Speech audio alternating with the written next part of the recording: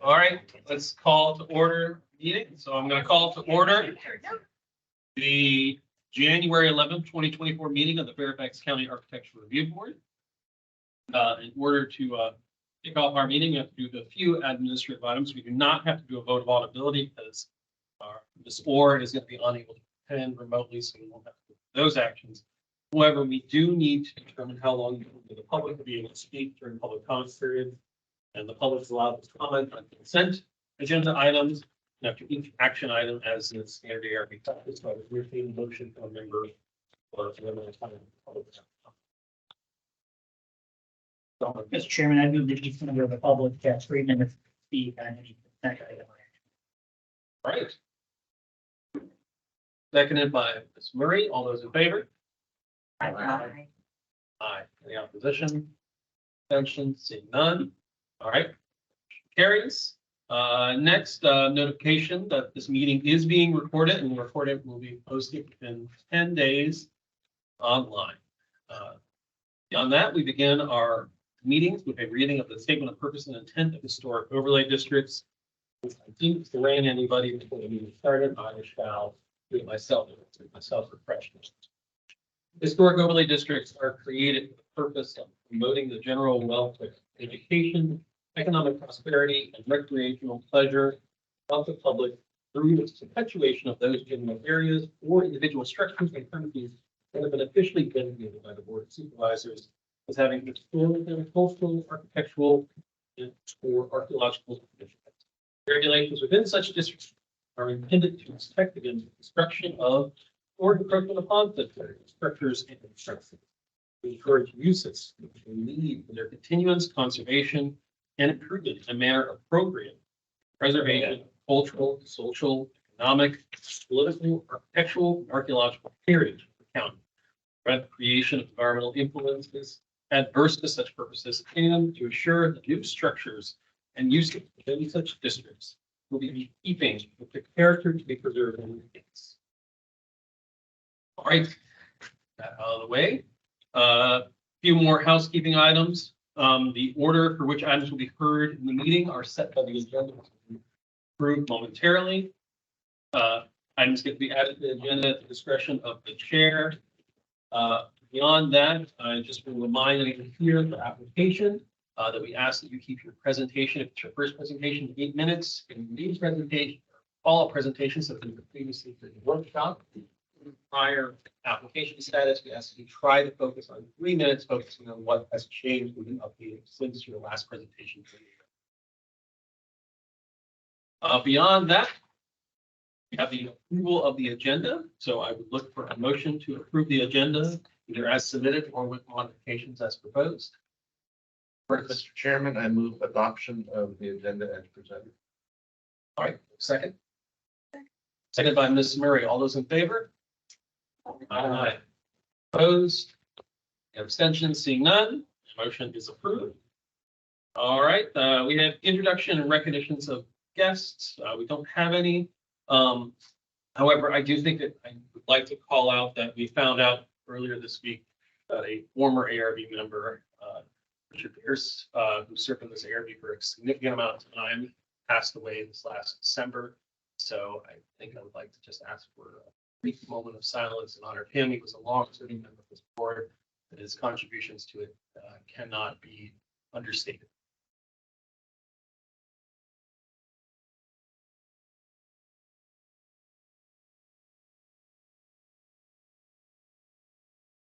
Appreciate that. Thank you very much.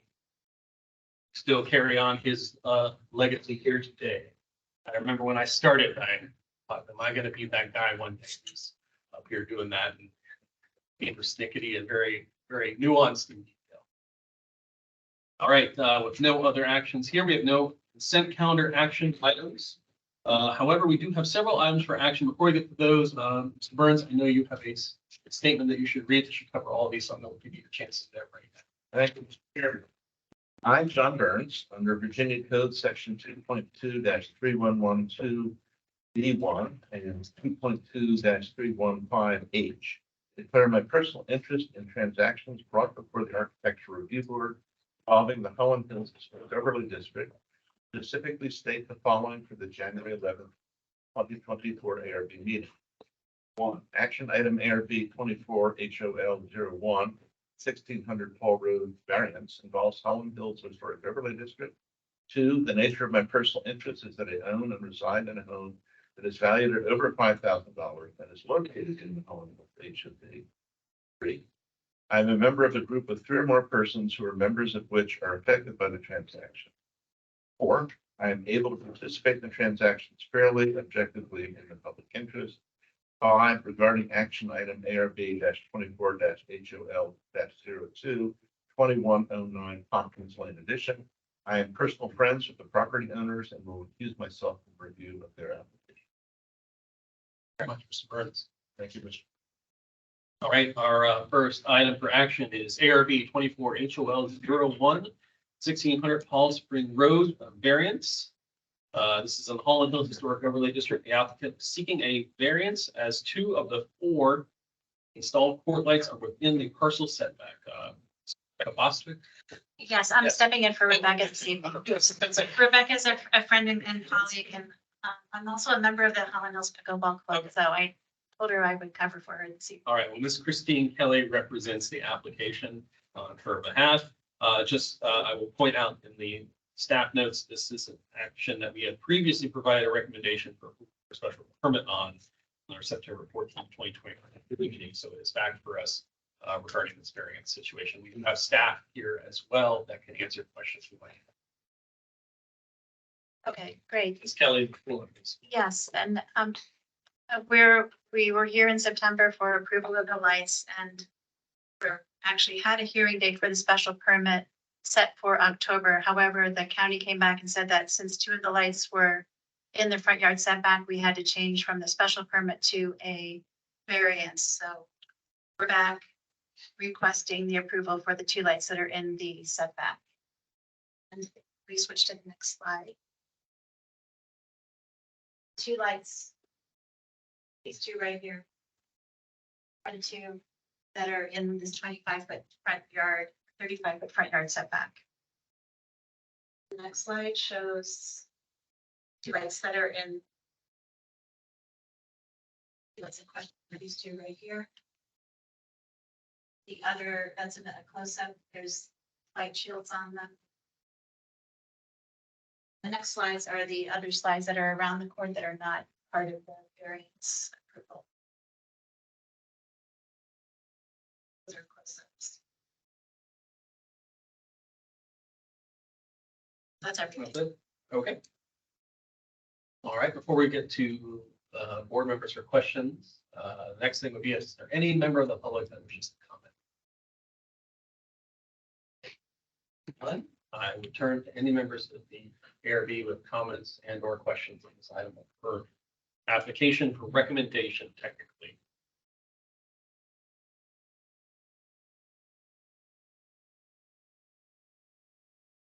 Oh, Mr. Burns. Can I make a motion? Yes, Mr. Burns. Seeing as there are no members with comments or questions, I guess I would definitely entertain a motion, sir. Mr. Chairman, I move that the ARB recommend approval of action item ARB 24 HOL 01, located at 1600 Fall Spring Road, Alexandria, tax map 093401 lot 001A in the Holland Hills Historic Overlay District. Variance for 2 of 4 lights that are installed within the parcel setback, as submitted and presented at the January 11, 2024 ARB meeting. Upon review of the materials, proposal is found to meet the requirements of zoning ordinance 3101 historic overlay districts. The motion, is there a second? Second. Seconded by Mr. Kalinsky. All those in favor? Aye. Those opposed? The abstentions? Hearing none, the motion carries. Great, thank you very much. All right, we move on to our next item. Ms. Kelly, don't go too far. You get your punch card stamp. It is ARB 24 HOL 02 2109 Hopkins Lane addition. This is applicant proposing a 2-story addition. Ms. Kelly represents the application, and it should be noted for the record that Mr. Burns is himself, as he stated. It's yours again. Thank you. Maybe the next slide, please. This is our house that's located up in the middle of Up in the middle of Holland Hills, there's the entry. These are existing photos. The addition is on that side, right here. These are photos that take you around the house. It's existing brick and cedar siding, which materials will be duplicated in the addition. This front wall will be rebuilt. The terraced or tiered, which is was part of the presentation workshop. Takes you around the house to show you the existing condition. Addition will be going right here. And by the house.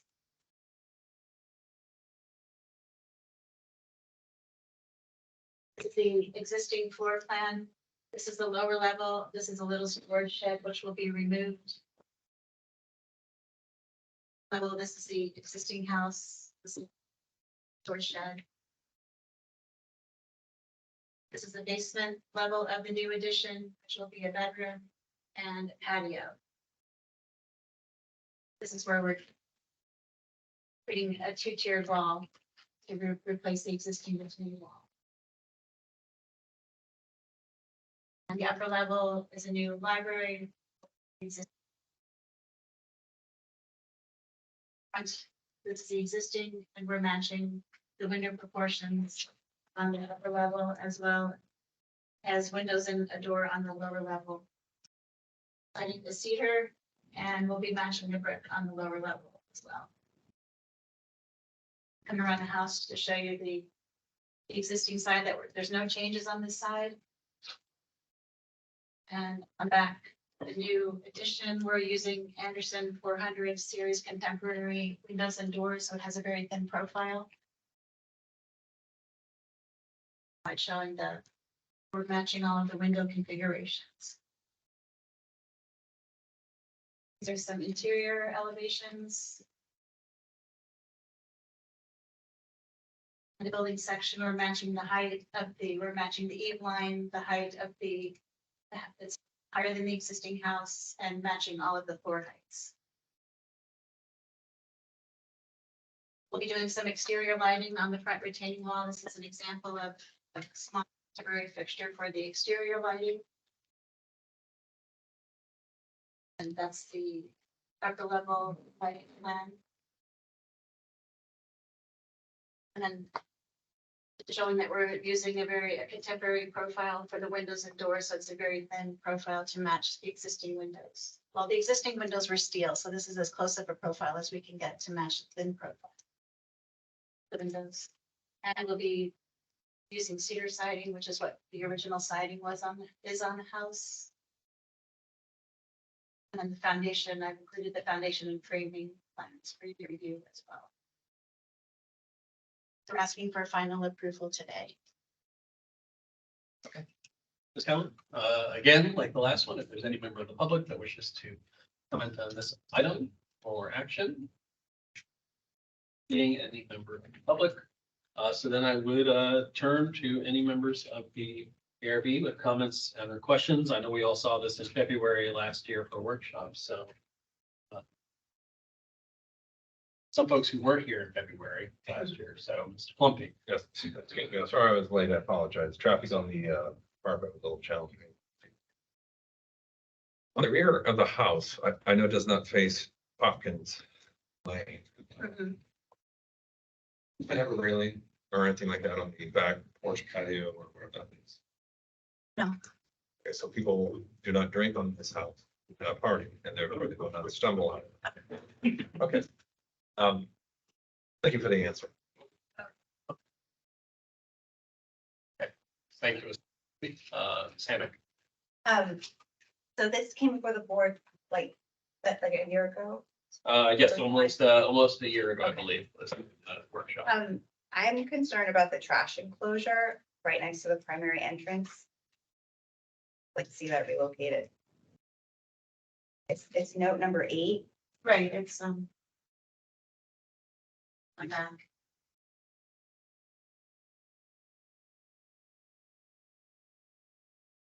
So our primary entrance is actually right here. And this is really the only place to keep the trash, and right now it's not, yeah, but it doesn't have an enclosure, so this is actually the new bedroom addition on Oh, the so- building, so it's far Is enough. that back from it's in a different plane? It's behind a corner, it's behind the corner of the front entry, so if we go to the floor plan, Yeah, go back you a can show couple, me one plan, please. Is it on the new? right here. Oh, okay, And that this makes is sense. the main Okay. entrance to the house, so it is around the Okay. corner and it'll improve the trash situation.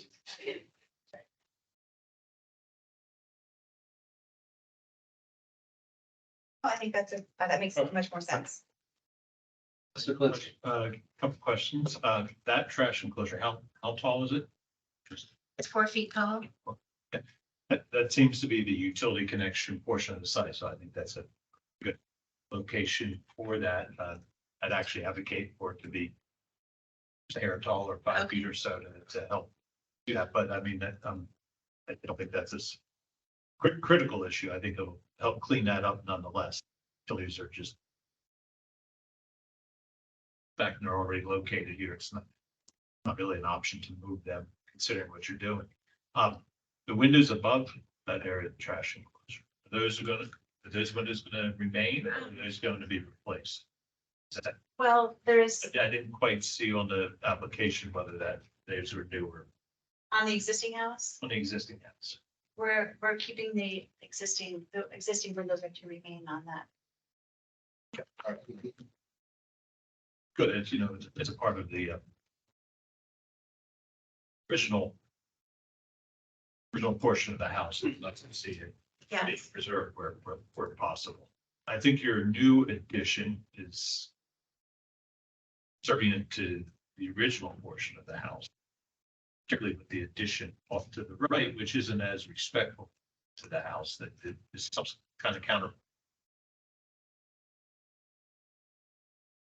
Encourage that to see that. So overall, pretty happy with what you okay, produced. thank you. Yesterday, sorry, the second time around here. I know we're all talking trash here with the trash enclosure, but is there any thought of connecting the two patios with some kind of walkway of the toter, let us walk over the grass, tear up the grass? Right, that's a very good point. I can I think definitely, that would be a good idea. I know it doesn't, it won't affect the view at all. And then you have those retaining walls in the front. Any thoughts of what you're going to point in the, you have the new double retaining wall? we do have a lot of cherry laurel right now, which I would like to plant there because it's green year round. Okay. But, As long as they don't get too tall, but again, Right. does that show it accurately what the two walls are? yes, Kind of vary into the grade, kind of stick out. So therefore, two tiered, so there's the same plant in both terrace planting areas. yes, Okay, so, sure, I mean, my suggestion, you could put the cherry lobes on the back one, put something lower. So they use the cherry lobe as a backdrop for perennials or whatever you want to do to okay. liven up the place. So, thank you.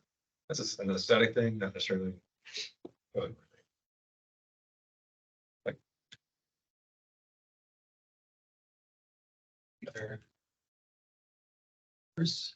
All right, I feel like I missed this workshop. I missed quite a few meetings last year. So what I was gonna say is I would actually agree with Mr. comments. I think our subtle addition setback, so it's home. I think part of the problem we have with Fallen Hills is we first have to understand the history of the original home, then the additions, and it's a Mhm. long unraveling of each house and their exciting life that they go through before we can decide if something's, be a good fit. And I think this one, and obviously based on some of the other work you've done, I personally think it did a good job. I don't have any additional comments. No other comments from any other board members?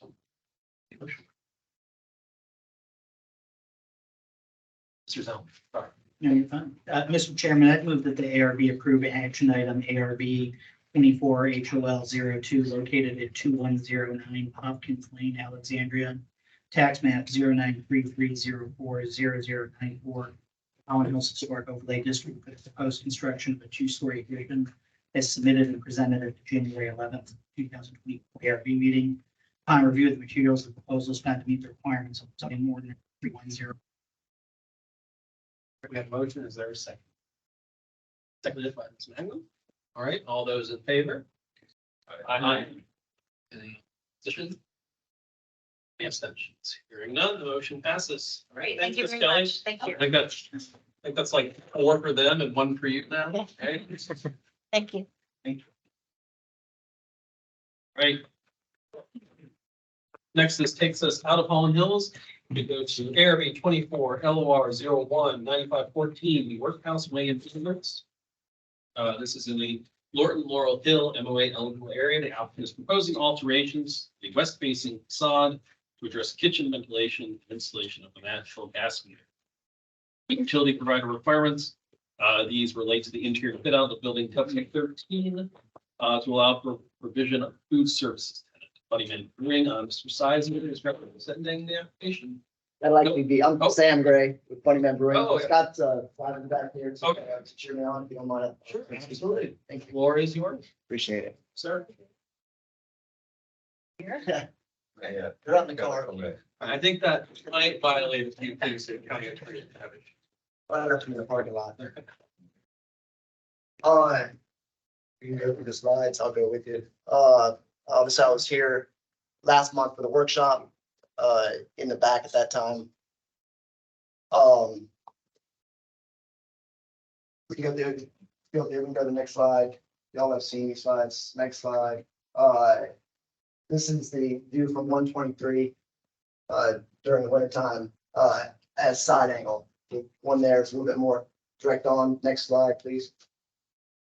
This is from the courtyard, looking at actually the rear of the building, which is actually the front entrance. The front of the building is actually facing the parking lot on the rear of this building. See which side. The view on the right is from 123 building. It's not visible. Building on the right, sir, last month you mentioned decibel levels of the noise level of the fan, I believe. And I did check it. I stood at this position right here to check where that ventilation fan would be. The ventilation fan, the research is about 60 decibels. Standing at that same position was 93 decibels from the road noise. From 123 is just within 20 feet of where you're standing. So I don't think it's going to be able to be heard at that point anyways. So I was surprised it was that loud. But that is where it was. We can go past. I don't have any choice where the gas company decided to put their gas meter. They decided right here was the spot where they wanted to put their gas meter. That is where they want to put it. The issue where we want to put our ventilation fan is right here. And because that is not on the mechanical side, which is the front side, which is actually now rear once you come around, that is over top of the kitchen. If we can go one more slide, please. This is the side on the opposite side. We can keep continue on. It's a side view of where it is. Thank you. One more slide, please. Yeah, originally, to go back into the history, and I promise I'll keep this below 3 minutes. But one of our customers came into our current location in Burke. We've been open about 2.5 years. One of the customers works at the workhouse and said, "Hey, have you guys submitted an LOI?" So I don't know what you're talking about. Said, "Well, the one of the buildings right at the front on 123 is proposed to be a brewery. One is proposed to be a restaurant. You guys should go down and have a second location. It fits well into the Bunny Man Brewing legend of the transportation between Clifton down to Lorton Prison, which is all untrue, but it goes with it." So that's great. I reached out to the Department of Economic Initiatives, Scott Sizer and his team. Said, "Yep, here's the plans. This is the actually these are the new ones. Sorry, if you yeah, if you go here, sort of the back of the house right here. If you can imagine that ventilation fan is right here. This was the original base on the first floor that was considered kitchen microbrewery. The person that had originally drawn the plans and then put seating, the majority of the second floor was seating, had not considered. I don't think the full consideration of turning a building built in the early 1900s as an administration building into a brewery. It is considered manufacturing, which was one of the original questions, is make sure this place was zoned to be able to do that. Normally, it's gonna have to be an I-4 building or T5, depending on the variances that can be given to be able to have a true manufacturing. It was accepted. It says it was. These were the plans we were given. You can go to this. We took those plans and understanding this was where it was. I was here 6 months ago. In another presentation, it was cited that the original plans had seating on the second floor. The county went back to look at, and we're doing the permits originally, said that there was not able to have any seating on the second floor whatsoever, which threw us down the road about another 8 months. Now we're a year and a half into this, my third time here, and asking again to put something on outside this building that will hopefully allow us to change this building into what it was posed. It was allowed to be for the purpose of putting in there. So my point is, we did not go out asking for a building to make into a brewery. This was proposed as a brewery that we would go in and bid as a tenant. There's a lot of changes that were made, a lot of changes that will be made, and a lot of changes that you see that have to be made. That's why I'm here tonight. Hopefully, you can understand that this penetration in this building is minimal, and as large of a manufacturing system that we're gonna have to put inside this building, along with the restaurant to serve the people, was hopefully our charge with the county to be able to make this into a usable space is allowed. I think also it's a precursor to a lot more that you're gonna get, especially in that workhouse area. In addition to that, you've seen, I'm sure, some proposals for the Liberty area as well, which we've looked at as in addition. So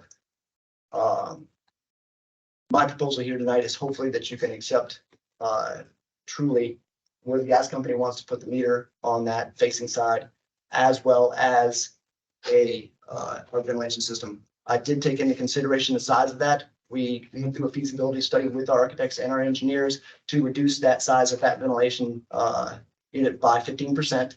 It is what they call a low profile. I changed out the kitchen equipment inside there. We did our plans to be able to accommodate that smaller size and hopefully work within the charge of your committee.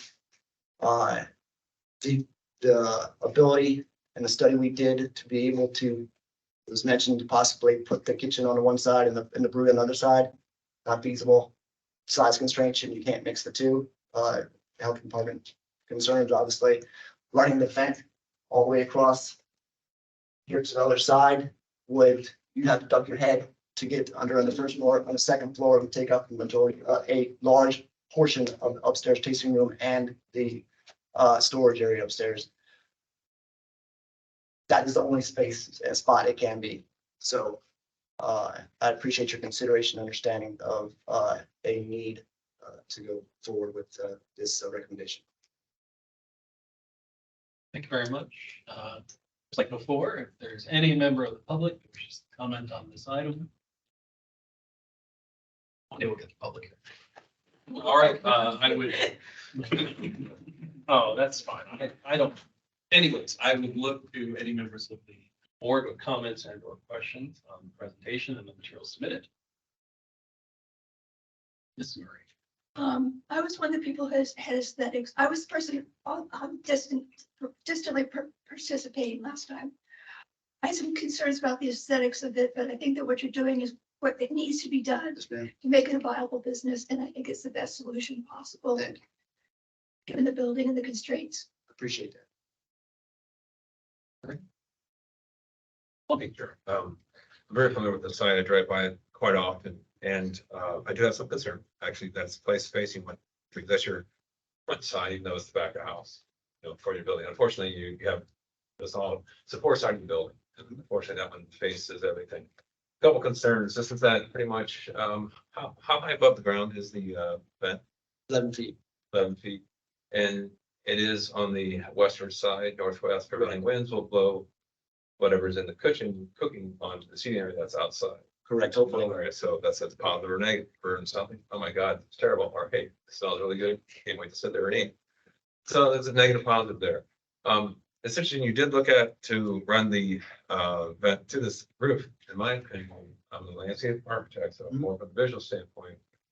But I've been through the drill many times here. It's you can find buildings that are like this, but if you could vent it to the roof, in my opinion, would be better. I know you said, oh my God, it takes a lot of space, but how large is the shaft? Is it 24 inches in diameter, 18 inches in diameter? 18, sir.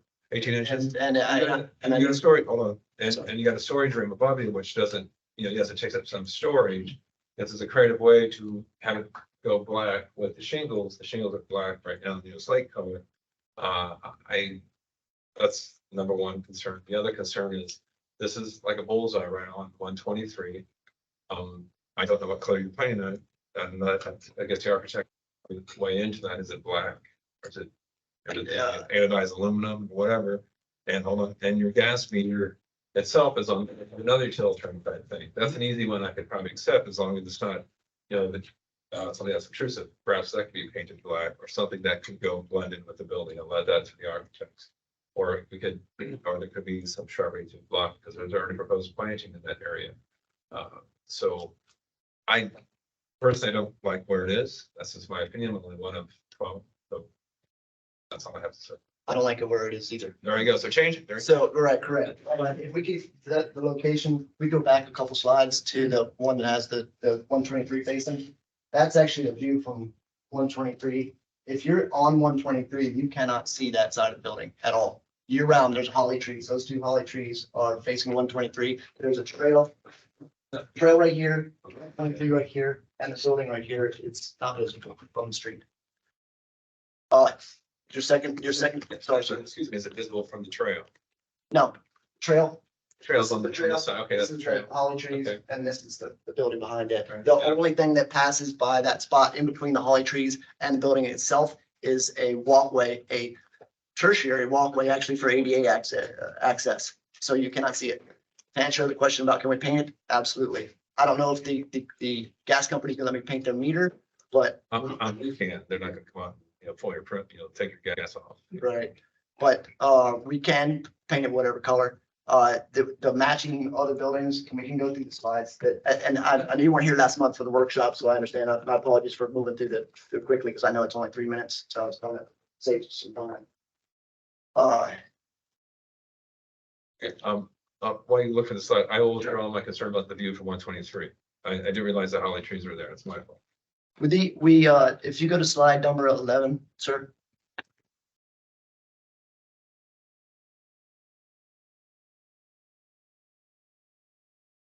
While you look at it, one of my gasps was that it really does stick out away from the building quite a bit, right? Like 2 feet from the The building. new one is actually a lot less. The original was almost 24 inches. This one's about 17 and a half is what I understand. We did change up the interior kitchen dimensions to be able to, our kitchen usage to be able to go with a smaller bed.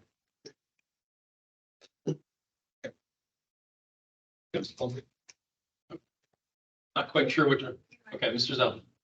I think I made my feelings known last month. I don't have a big issue with this project. I think what we're struggling with is looking for an ideal solution. There's unfortunately a practical solution that maybe doesn't match with the ideal solution. And I think that's what we're struggling with. But I go back to my points that we're trying to encourage use in this area. My understanding that BDHR has found there's no adverse effect to this, and it has my support. I'm one of however many of us there are, but it has my support.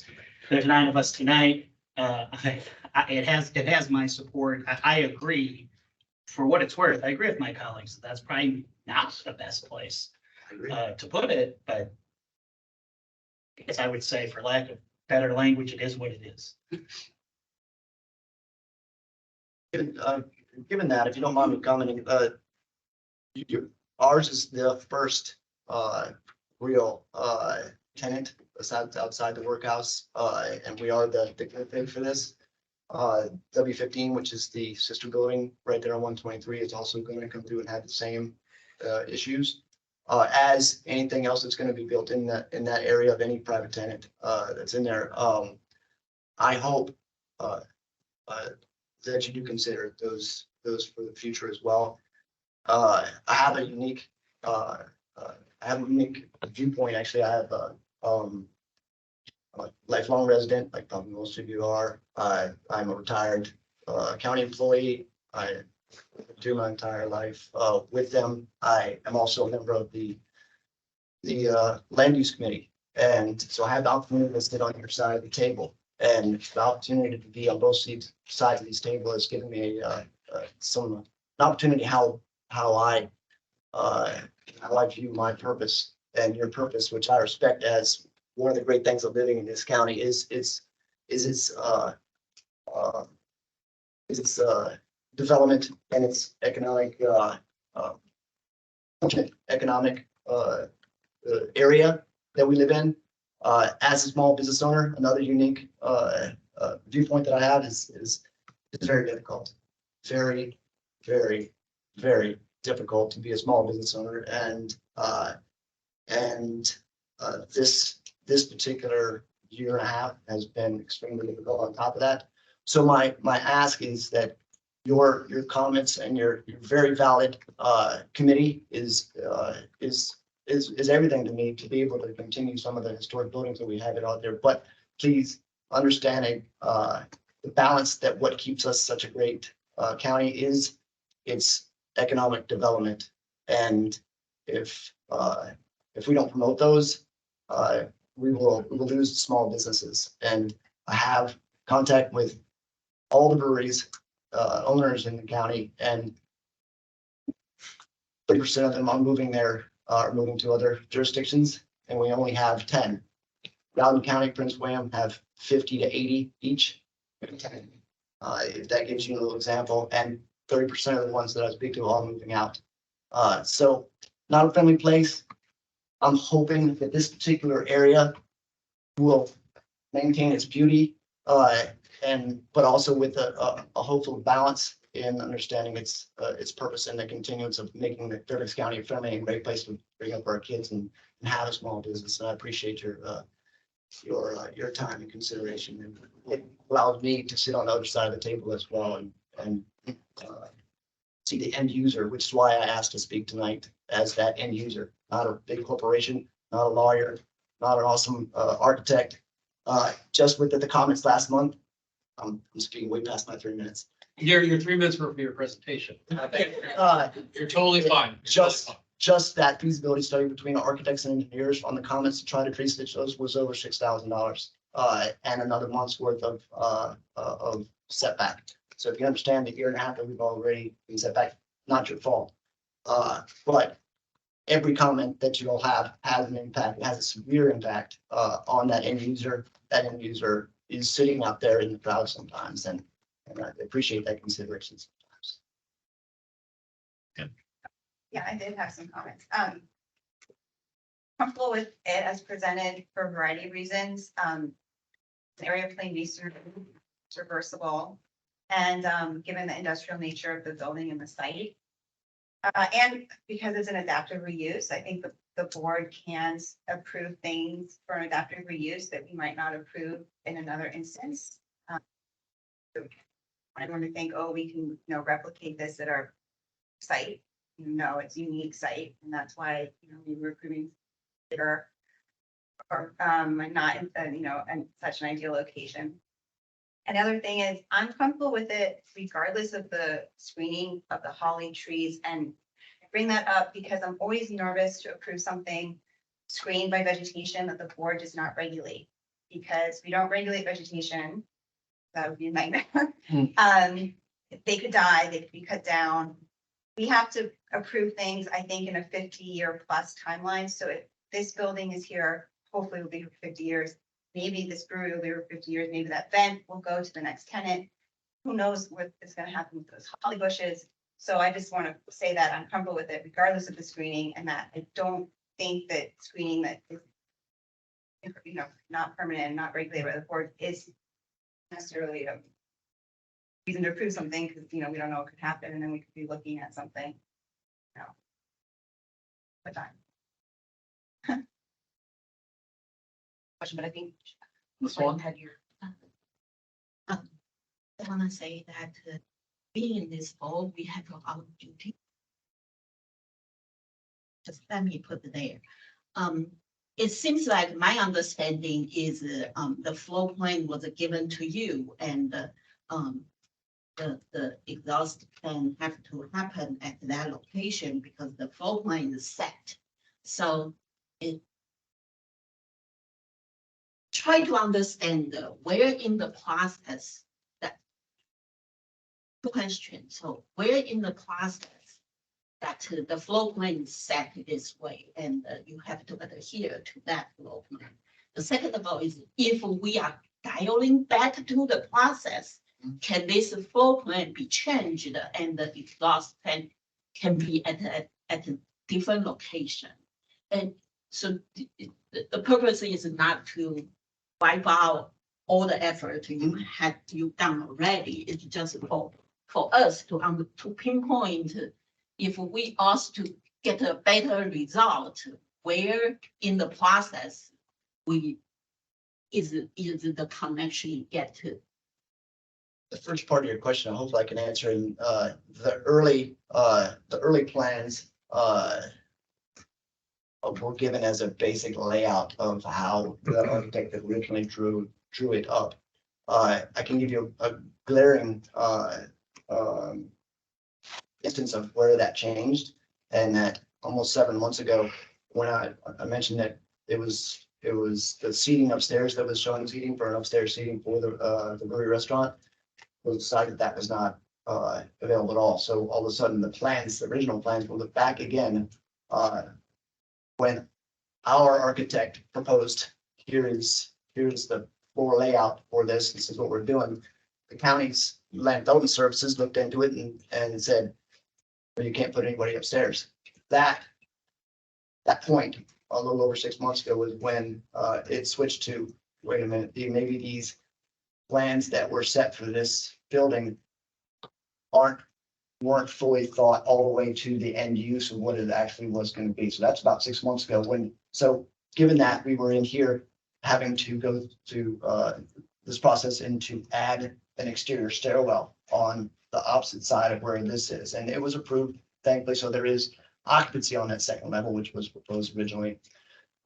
Those same mechanical plans and architectural plans that have gone through, again, they were reviewed and said, well, we need to have a certain amount of exhaust to be able to have a kitchen in this area. But there was no exhaust shown on the original plans by the county. That was stuck at that point, and then that's where the change happened, and that was about 2.5 months. Does that answer the question? And you gotta, hopefully that's the first part of the question. Did I get it?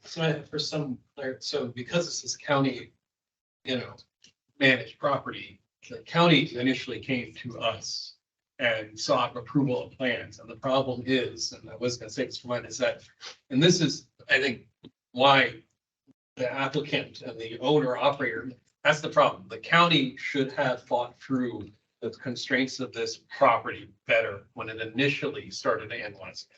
Because the situation you're going through right now, we should have gone through it a while ago. We should have already talked about, well, are there going to need to be penetrations?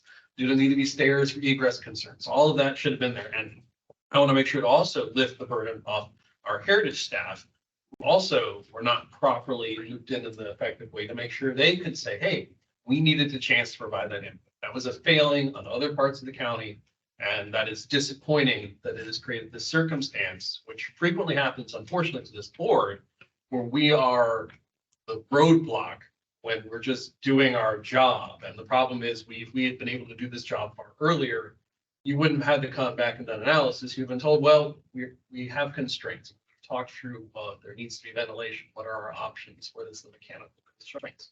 We already have a universal sign plan for this campus that helps dictate exactly what we want to see for signage.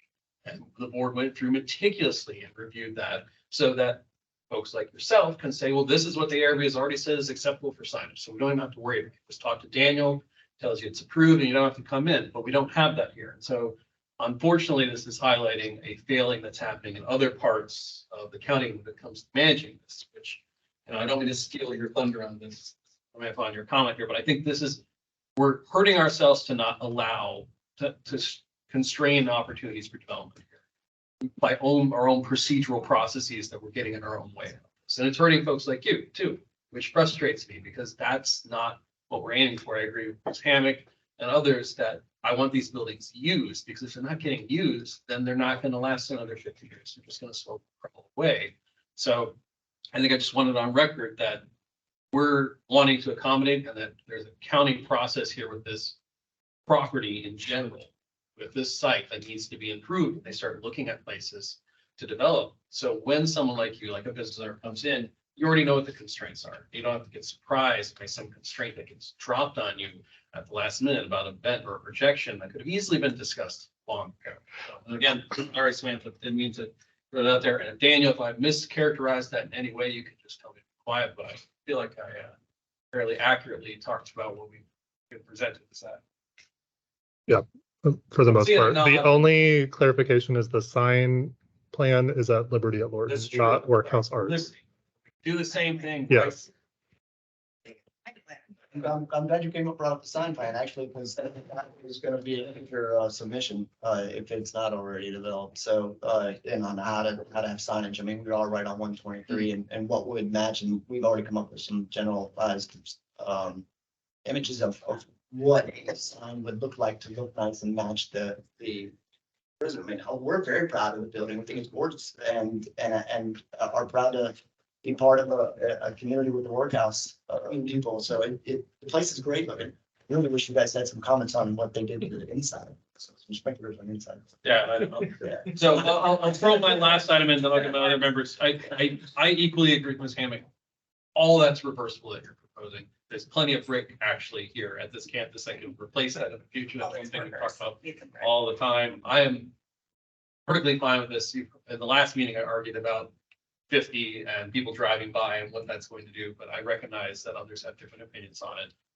That being said, again, I think the county needs to think better. Not you, Daniel, not a county needs to think better about how they pre-plan these buildings for business users, because otherwise we're setting them up for trouble like this. That's a shame. So, Mr. Burns. Yeah, look, you guys said most of what I was going to say. Good, I stole some of your thunder. Yes, absolutely. I've been dealing with this, as several other members of this board have, for 2 decades easily, I think, at this point. And you have the College. fortune or misfortune of being, use the word guinea pig, in the first real commercial development underway. And people 2 decades ago said, oh yeah, we could put a restaurant here and they're going, and nobody thought through. And unfortunately, nobody followed through. What is the implication of saying this use is acceptable in this location? And it's not until the rubber meets the road and you talk to the people who are actually going to do it. It's where you're going to have penetration here and here, you're going to have egress there. And Daniel is absolutely correct that is a failure of the county to provide potential new tenants good solid information so that you don't start down one path and find all of a sudden you have to go a different direction. And that's, I don't know how this board can convey that to the county. And how Daniel can get it up the chain of command, or perhaps we go back and talk to our, I'm in the Mount Vernon district, our district supervisor, and say, hey, the county's got to do a better job of shepherding people may become commercial tenants and getting to go. And as you pointed out, we don't want to be no, we want to be helping you to get to go. And so there's that. Now, having said all that, I appreciate the changes that you made to the design to make it less intrusive, smaller, project less, quieter. Those are all positive things that you've done, So, I'm kind of reluctantly okay with it, but I'm still kind of ticked at the county. The only concern I have is unless we get a strong message back to the county that this is the tip of the iceberg in terms of the things or accommodations we're going to be asked to make so that these projects can go forward. So I think we need to have a much firmer understanding of the physical implications of these new uses in these old buildings, so that we don't put other people in the same situation that this group has been put in. That's my concern is, okay, we can get this one done and it's taken months to get it done, but let's not have months of delay for future projects for other tenants. I'm sorry that you are the person that's going to be the example of how we can improve. But I think that unfortunately you've done that. I thank you for sticking with it. And I fully intend to be a prospective you. I appreciate your support and you say the county represented by Scott Sizer and Jared, and Jennifer, Michelle, they're all sitting here just for this particular meeting to be able to move forward can hopefully show you that it is important for the county to develop that area. And I have no doubt that they're continued support along with the county executive and a good bit of the board supervisors are also on board with hopefully making something that matches well, meets up with the theme of the area and abides by the considerations to its historic significance. So it's understood. I'll go to the Spaniel first. Just tacking on what others are saying, because you're the recipient, but really we're talking to the county representatives here, that the more this board, I think, can get a picture of the holistic approach, what the occupancy is supposed, it's proposed to be, you won't have to come multiple times, one for the stairs, twice for the ventilation, that this should be blended into a review where we can consider multiple aspects of a project, and it reduces the burden also on the individual prospective tenants to, for your time to be here, but also the revisions with your architects and engineers. So I also am okay with it, comfortable with it, but I do feel like it is an approach that we kind of have to accept because the burden has been placed on you. But I hope going forward that as new tenants are identified or uses of other buildings are identified, that we can get an earlier look into what the plans are and maybe help to point out places where we perceive problems. Because ideally, you use existing openings to put things like that in. You don't have to create new, because yes, it's reversible. Does it ever look as good as it did originally? No. So, but again, hopefully you'll be there forever and it won't be reversible. It'll become part of the. So, We did sign multiple first rights refusal for up to 25 years. So we are hoping to be there that long minimum. Ms. Hamrick, you mentioned about the shrubbery and bushes. It's a great comment. The other building, if they have to do the same thing, the proposed is that's a restaurant, not a manufacturing. So their ability to move things around might be a little easier to be able to put the stacks. But on that side, there is no shield like there is on this. So your point would be very well taken. If you try to do the same thing over there, you would not have that holly tree. Please maintain the holly tree. Absolutely. Second, the No. bricks removed, we've already, everything that we're removing or having to change out, we're saving. We save them at the workhouse, all the bricks are moved, they're saved. That's a good idea. As well as there's a window that has to come out in order to put this stairwell in. That window is going to be reused inside the brewery as a feature piece. So we are considerate of the building's beauty and to maintain it as best we can. Okay, Sure. I really appreciate everything you've done. I really appreciate everyone else's comments. I was not here for the workshop in December, so I thought that's what some of this is new. It's all new. You bring up a very good point, and but you also said about, hey, the hollies are there, but the other one does not. That's me more of a quick, I think, in my opinion, that we definitely how you view, and so we are setting the precedence here, but hopefully that we can be more creative on the other one. That's not your bailiwick. If you want to do that restaurant, fine, you know what you're in for. The question I was going to ask you, and I don't know if this came up in the workshop or not, is I know you have 2 bathrooms, actually 4 bathrooms, and they're stacked on top of each other. 3 actually, but and it got to 3 bathrooms. Again, 8 extras, but yeah. Where's your ventilation for the bathrooms? Those ones are going to be internal. With the way that mechanicals just be sitting. Those are all going through the main vents that are. Could you go to the screen? Sure. I don't think it shows them on that because our plans Or just conceptually where Sure, you absolutely. and It's probably slide 9. And does he have to come back for that or not? There will be no more penetrations for the Okay. bathrooms. If that answers your question, there's Yeah. already adequate ventilation for the bathrooms. Okay, yeah, internally, so. Yes, sir. magically. Yes, no more penetrations can be made, Okay, especially not to that. that was that's what I was getting to. Yes, no, I understand. And all your HVAC and so forth is internal, like your air handler and you. Yes, there, yeah, it's Your there. heat pump and so forth is, Great, really great question, actually. If we want to look ahead to this, if you can go back a couple slides, to that side of the building. so there'll be an outside heat pump somewhere sitting or, There will be, yeah, a lot actually on this side, Charlie, of the building, the, okay, what side in plan facing 123? no, facing, north. Okay, This is facing, this is facing south, this is south. Mechanical thing. Yeah, there's existing mechanicals all on the other side, so this is southwest. If you're looking at the building. Okay, down here. It's like parking. Yes, anyways, yeah, the parking area here, the main parking area for this building, this is the That has the- west side right here, west side that we're looking at, okay. and then south side right there, mechanicals are on this side of the And building. that's already there.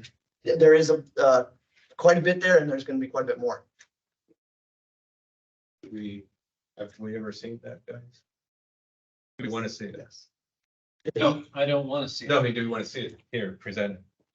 See the trash enclosure. You see the trash, but Yeah, of what's gonna happen though. Inside. I think it's definitely gonna be, nice as it can be. Yeah, Restaurant. I'm not industrial. complaining, just. Right, but Just we kind of want the- educating myself. Yes, sir, I get, and there's actually one slide in here that I can show you, that has the walk around. That's fine, that's fine. All right. I actually have a good view. Take decorum here. Okay, there is that side that you're looking at, will have mechanicals, the parking lot, the walkways to the front all go back towards the workhouse side, which is on the east side, not past the side with the mechanicals. And we are putting more concrete in to have that side not be affected on the side that you actually see and bypass the customer's well. If that helps. I think as a larger suggestion, the board might consider a recommendation to staff to work with DPD to seek to develop guidance similar that we have in Laurel Hill or the Lorton Workhouse. If we wanted to take an action that motivated DPD to do something with the rest of the county, we might want to take up a motion separate from this application to say, we have sign guidance in Laurel Hill, why don't we have mechanical guidance in this location? And then we would help future applicants coming here because the guidance would already exist, but that would be independent of this application. And we could obviously direct Daniel to go to his, up his chain to, say the board's being grounded. Yeah, thank you. Yes, Mr. Burns. I have proposed a motion. You absolutely may propose a motion, Mr. Burns. Mr. Chairman, I move that the ARB approve action item I'm sorry, in the wrong page. I move that the ARB approve action item ARB 24 LOR 01 located at 9514 Workhouse Way, Horton, X map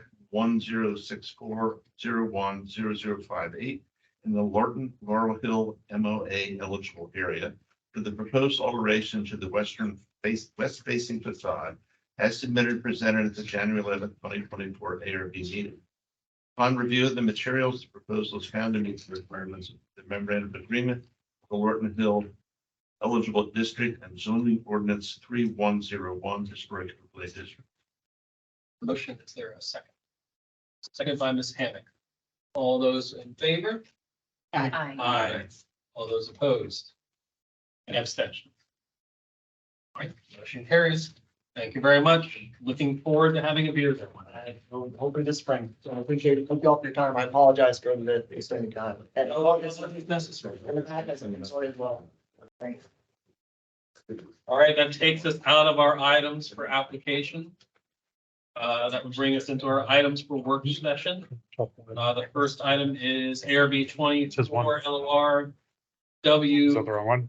Sorry, 02WS 780 Morton Road, brick rehabilitation. This is in the Laurel Hill MOA eligible area. We're back again. Applicant's proposing to repair, replace bricks, repoint mortar, remove vegetation, and deal with efflorescence on brick and a barrel bridge. Debbie Robinson represents the applicant. Robinson. Joanne. Thanks. What is it, her name? Oh, Second hand, first hand. She's got the last day. Oh, okay. I have two minutes. Yes. My apologies. Floor is yours. Go to the next slide, please. Here's just some pictures to acquaint you with the Barrel Bridge. It is a contributing historic feature in the district. And there was a bridge study that was done that it found that there are cracks and mortar deterioration, and that we were brought in to fix it. Go through the pictures. I don't want to wrap under that. Yeah.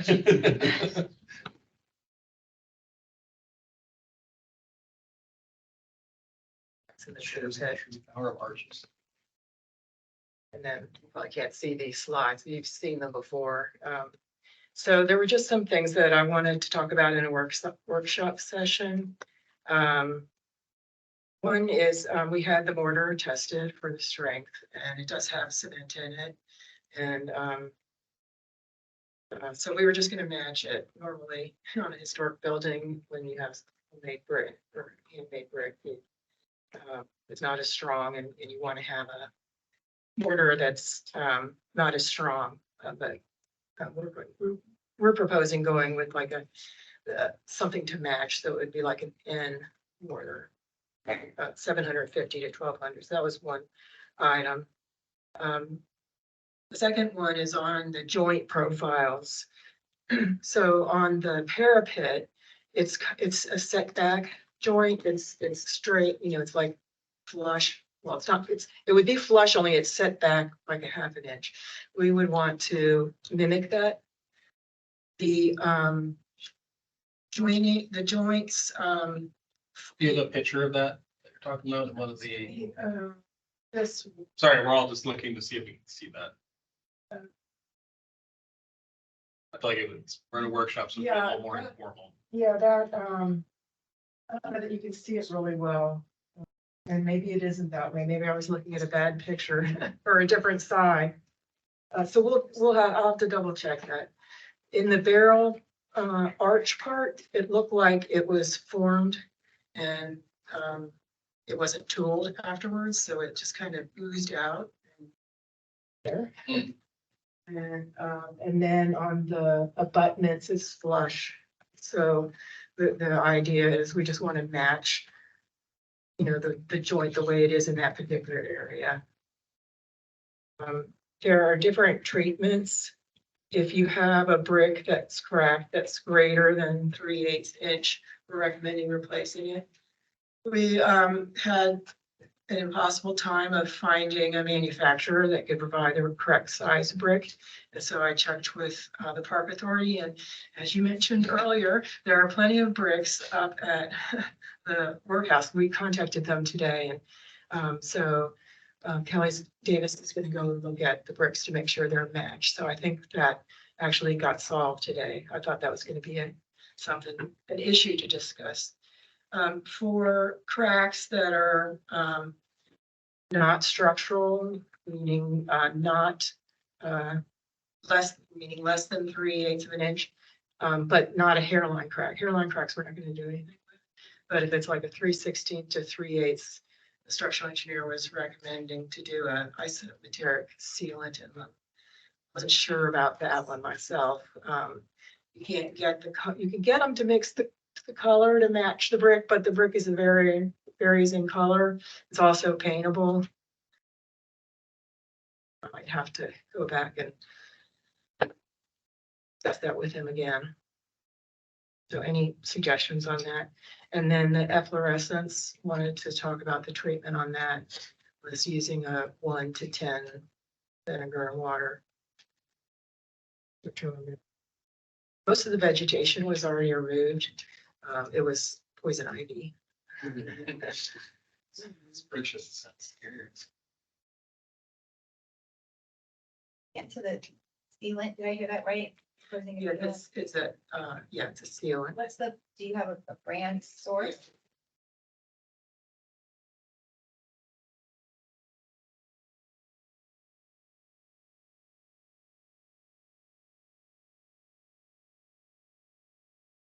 that in the plans that you had to do the sealant application? Yeah. okay. Yes. Yeah.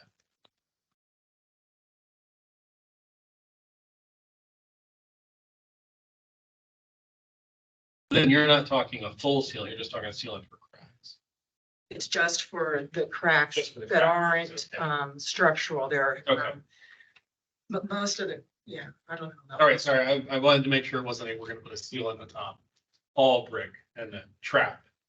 No. Okay, it's that I wanted to make, in the crack and only for the Okay. cracks that are near, the 3/16 to 3/8. If it's greater than 3/8, we have to replace the brick for the structure. we'll see if there are any members that have any comments. I got quite. You all want to put out, but And packets around. Sure. I was gonna say, there's actually quite a few companies that make some really great. I think part of it is the composition of the mortar that depends on the chemical for like the efflorescence removal. But I mean, I saw, because you had, just a pretty much a straight vinegar, white vinegar scrub. That's, obviously very mild in comparison to some things you could do. But there are some other treatments depending upon what you're dealing with. But then you also mentioned that what it looks like is the mortar method was just, let's just put mortar down, let it do what it's gonna do, and we're done with it. I don't know if you need something too dramatic, because I imagine this space wasn't used for a trail. Just kind of. Much care placed into it. That would be my big worry with the sealant that was being passed around too. I've had a lot of bad trouble with those color matching items. You end up, basically, if it's so dramatic of a variation, you guys will have, you're spending so much money on a kit to try and custom match each brick you're, repairing. So it almost becomes a effort and futility at that point. So I'm more interested in how well, how much we're talking about, how many of these we're gonna that treatment do. I just didn't want it to look like, you got painted on Yeah. vines, you'd have So to. it starts to stand out really fast. Yeah. So I didn't know if you could use like a clear sealant, and I know they don't last long either, it's a maintenance issue. I have a few questions. One, do you have a history of prior pointing campaigns? Here, I don't know. You don't know. I didn't see it. Did Well, the- actually, I did see some, yes, So but not report- very extensive. It I wasn't, assume they uh, did what they felt was the original mortar. pardon me? I assume that the firm that did the mortar analysis felt that they were testing the original mortar. And not, I got the mortar sample and I can tell you that it was original. Yes. I'm very wary of sealants. Because, first rainstorm. Looked like polka dot. I mean, it can look very different depending on how much water. Just, where the sun shines, how much water evaporates at what rate. I would say do all the other repairs first, then assess. I know that's probably not, seems logical from a budget standpoint, but I just think it should be the last resort to put a sealant on masonry. The other thing is, as far as cleaning the efflorescence, I think start with the simplest means possible and see how well it works before you work up to harsh detergent or whatnot. And be careful with the water pressure as well. 500 PSI is kind of standard, but you could even start less than that and work up to it. That's actually probably the biggest risk we have here in this county is somebody not using appropriate pressure. The courthouse is an example of a victim of that. So I think if anything, the bigger concern is the execution of this plan, which obviously we're approving the plans, but whoever is implementing it, we don't want some, over exuberant individual who's like, oh, look at what I'm getting off. Yeah, we had a project at a historic, Work off. Mhm. we had a historic house project and we had to have it had to be on a correct angle and somebody had to monitor it, stand there and watch the person and make sure he didn't like go in the wrong angle or do the wrong pressure. We're gonna have someone doing that in this one too. or? Well, I mean, I mean, I think, given what we've seen at the courthouse and other stuff, I feel like maybe having someone who has some experience at least doing regular visits on that, or at least on those particular not talking a huge project here. Long. Yeah, and it could be, you have to demonstrate, like you do with a sample. It's definitely do a sample. For the cleaning and for the mortar. Yeah, definitely. In fact, you should have your mason give you multiple samples for the mortar and tooling. Have them do that, have them clean, yes, sorry, I shouldn't be so emphatic. Yes, I think it's a good idea to have them come up with a few mixes and tooling and have someone on site to okay it before they keep going. And let it cure long enough so that the true color is finished before you okay the sample. Of course, the weather needs to be, above 40 degrees. Can we have someone from Heritage come out and look at some samples before they start? Would that be a condition we place on it? I'm just thinking out loud of them.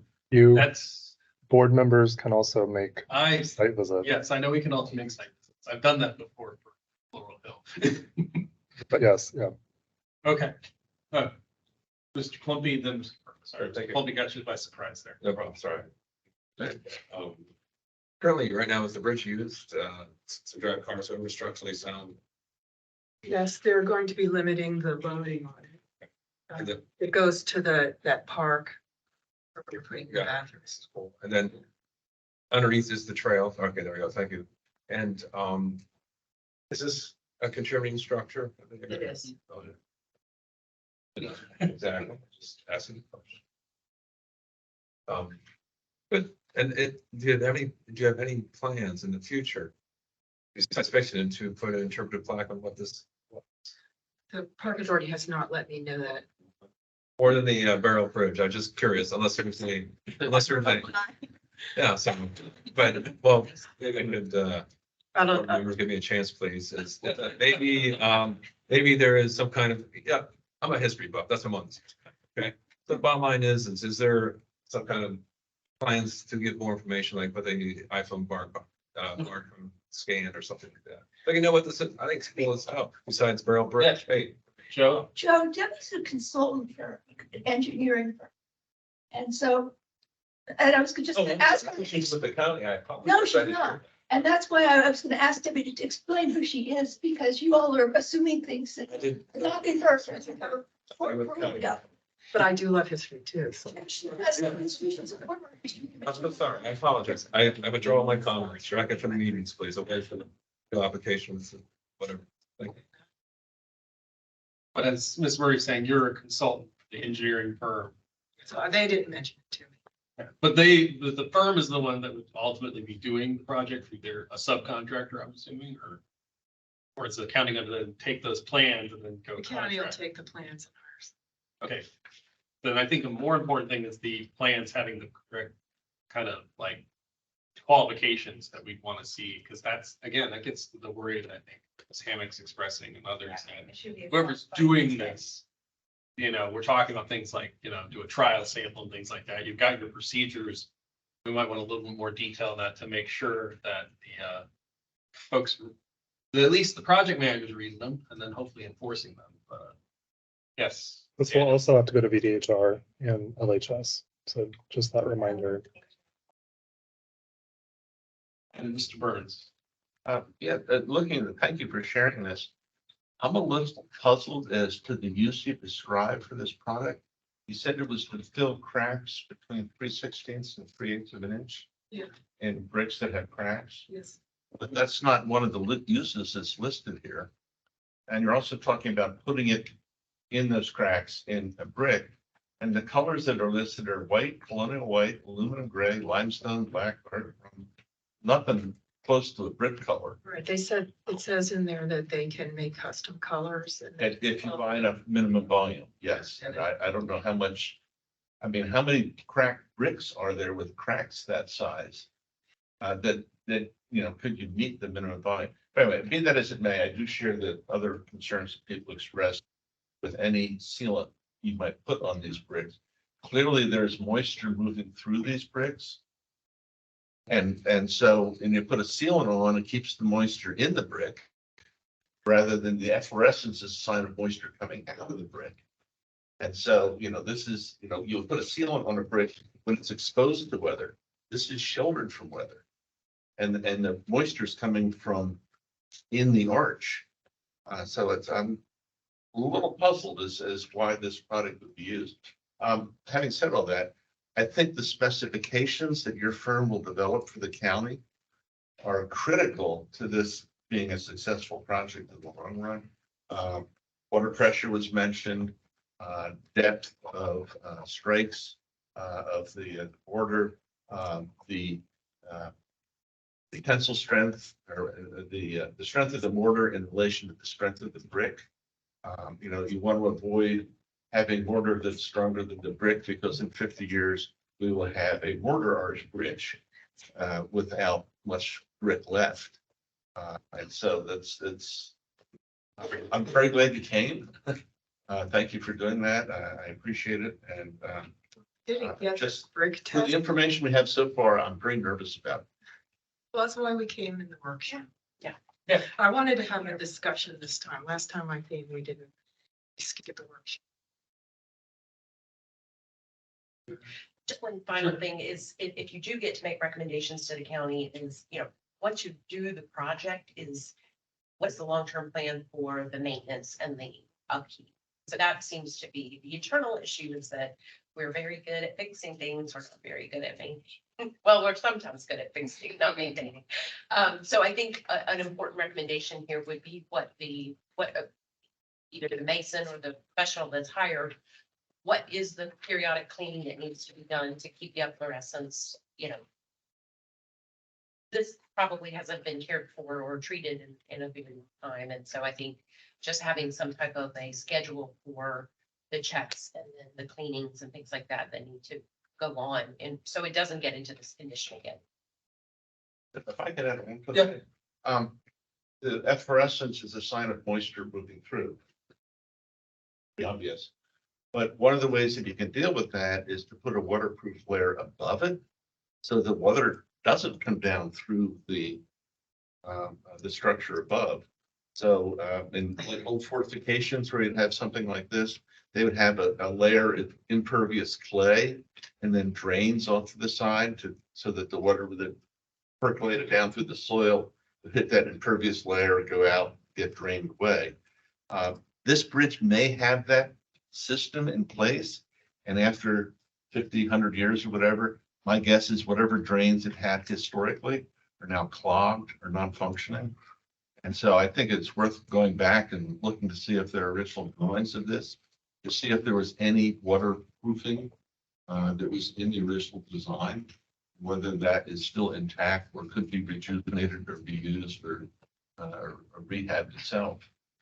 Do you know of any of the other buildings that you found construction documents for this site? Well, my experience is fortifications and brick vaults, and they would use those construction techniques, and whether or not they were sophisticated enough to use them here, I don't know.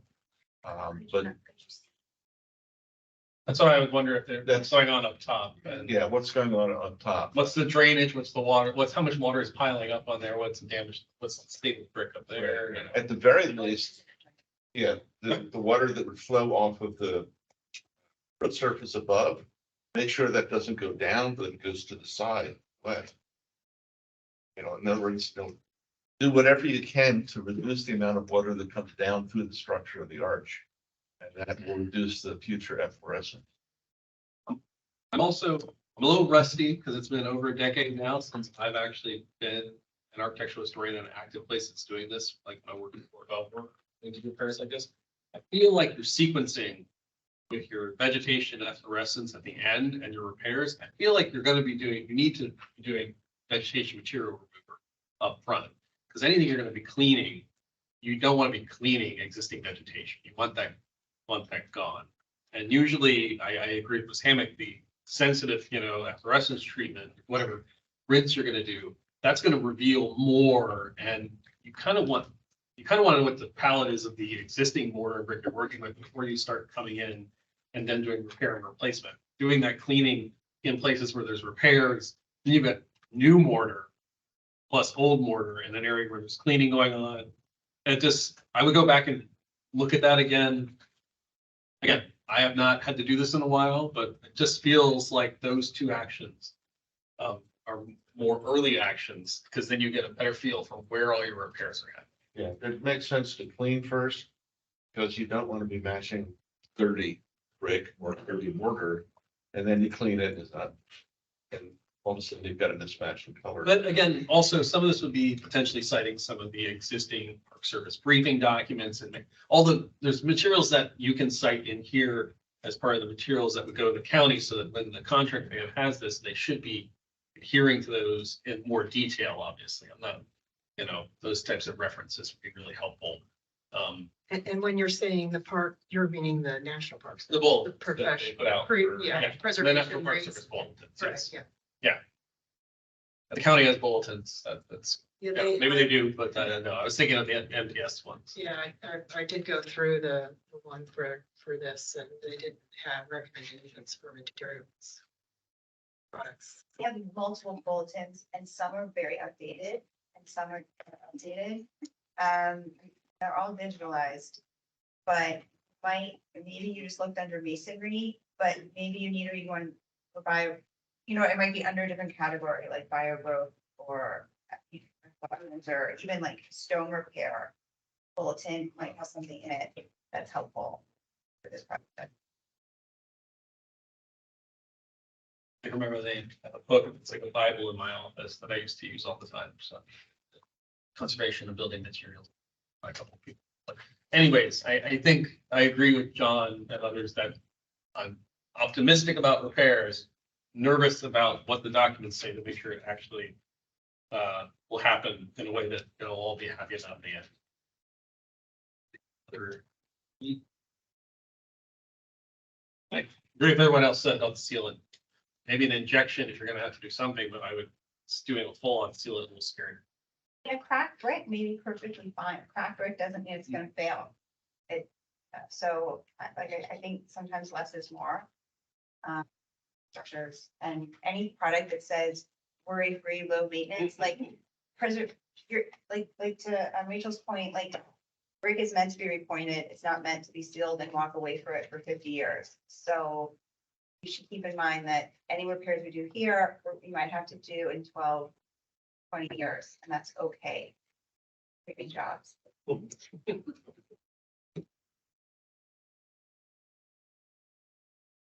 Yeah.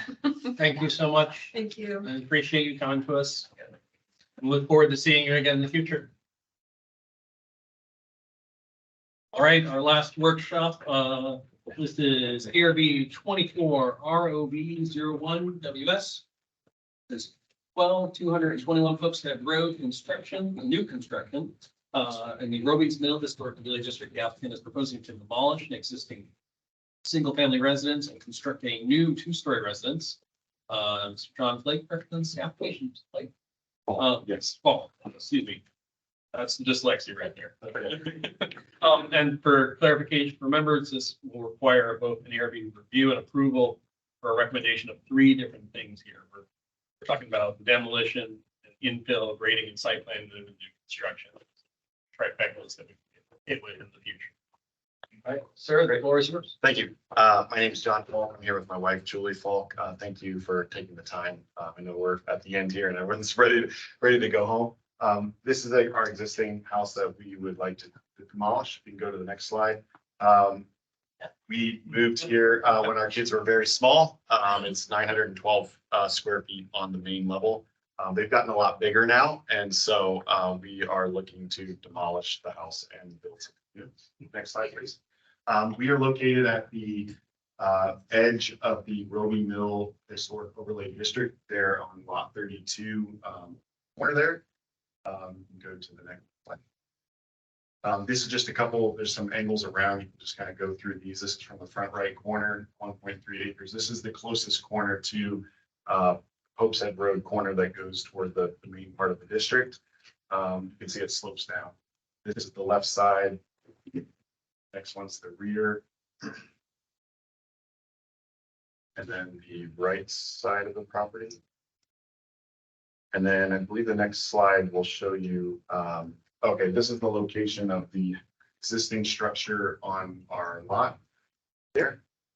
You can see that the access is from Old Sawmill Road, which is a pipe stem like road that comes off of Pope's Head. That's where the driveway access currently is. Go to the next slide. This is looking down toward Roby's Mill. You can't actually see any of the historic structures because of the way that the road bends and the elevation. We're up quite a bit higher than it. So you can see even from the frontmost corner of my property, can't really see there. And I think I have the reverse view as well.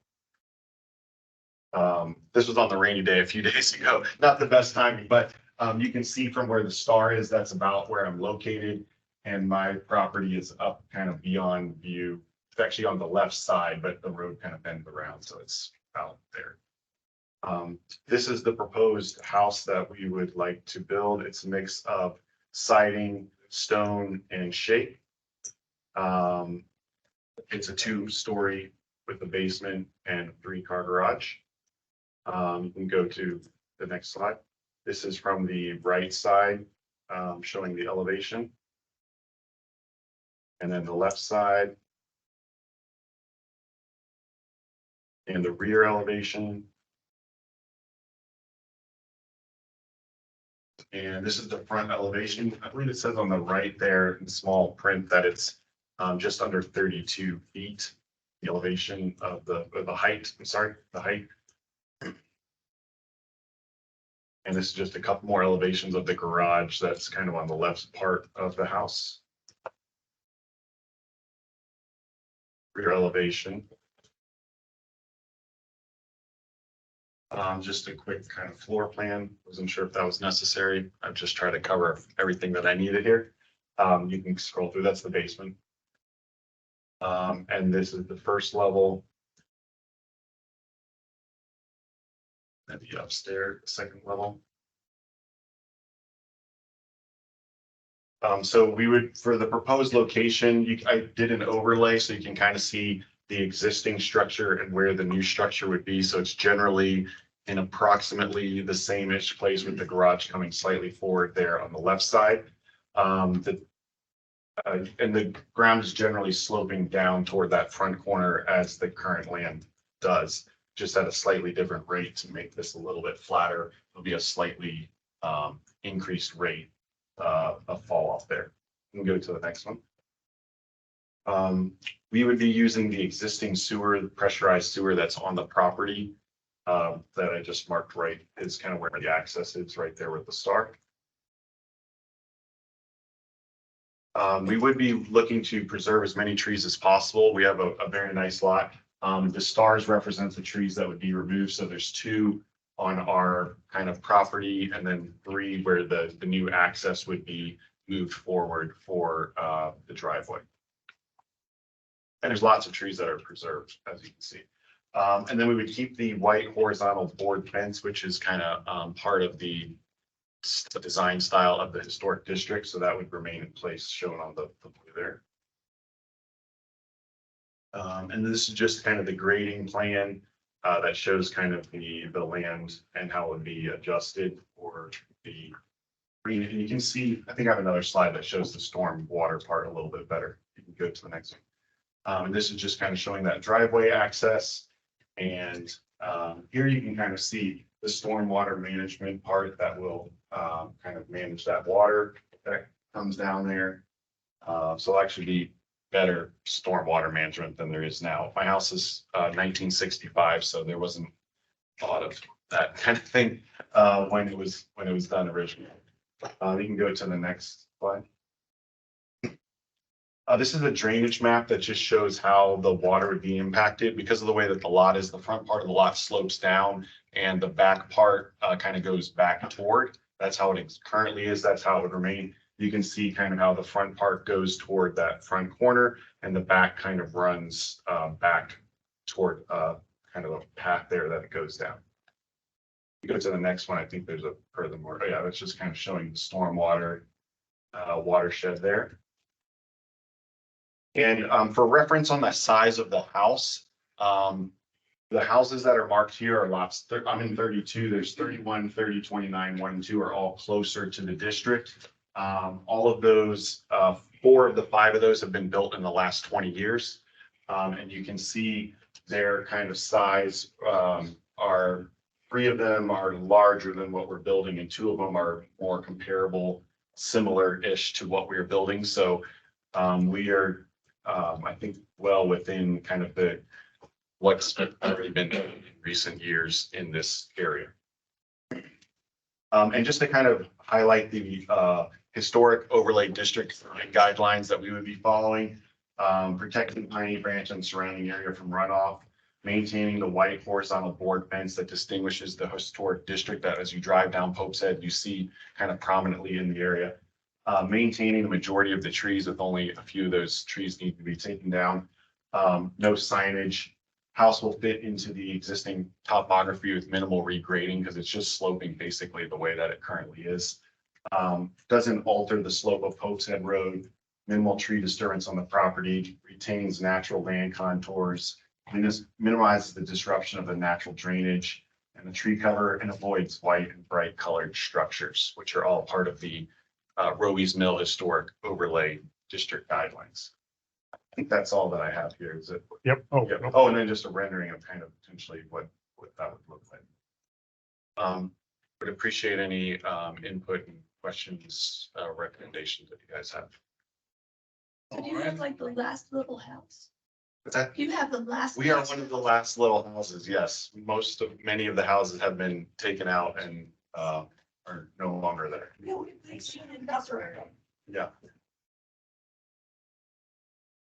There comments, questions, thoughts? Obviously, I assume, I imagine you thought of the reaction. Obviously, it's much bigger. And I think I appreciate you highlighting what parts of the guidelines you did meet. Obviously, it makes me again think about why I wish we had guidelines, but alas, we don't. Because the guidelines are not, they're very thin right now. But I think a lot of this, we talked earlier about, property before, how you can see it and can't see it.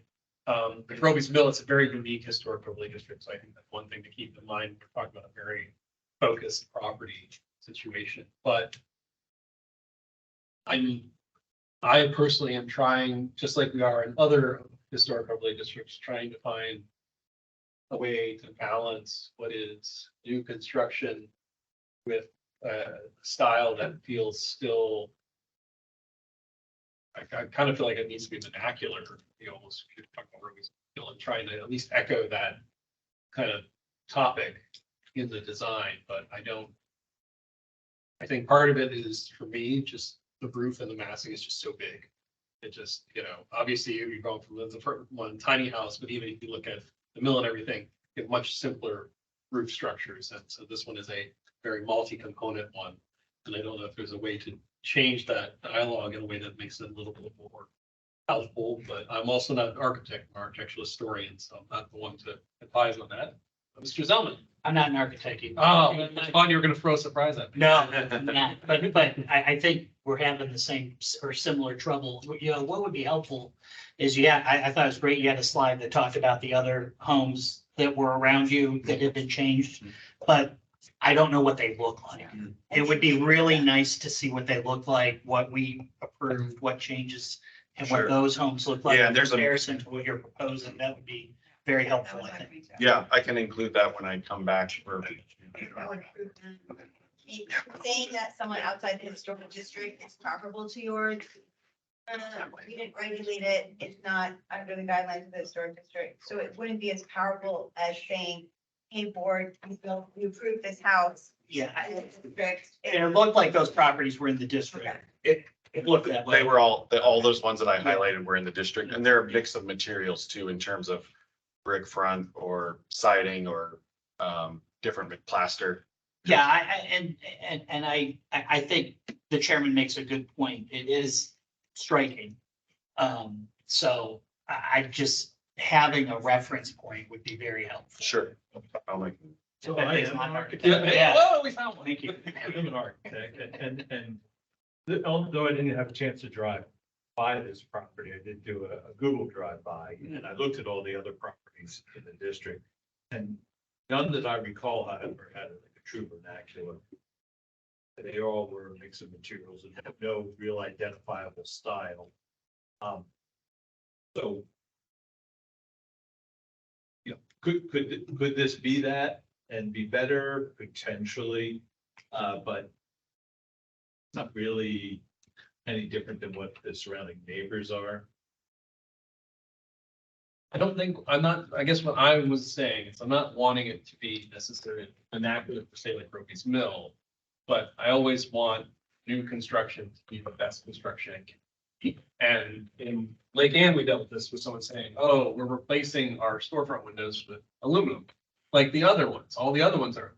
And I about flipped this table over going, yeah, you're the last wood windows. And so the argument that we will match what else is not good is not necessarily good enough. That's all, I mean, just to clarify that. Okay, so. You had a slide with all the numbers about lot coverage and whatnot.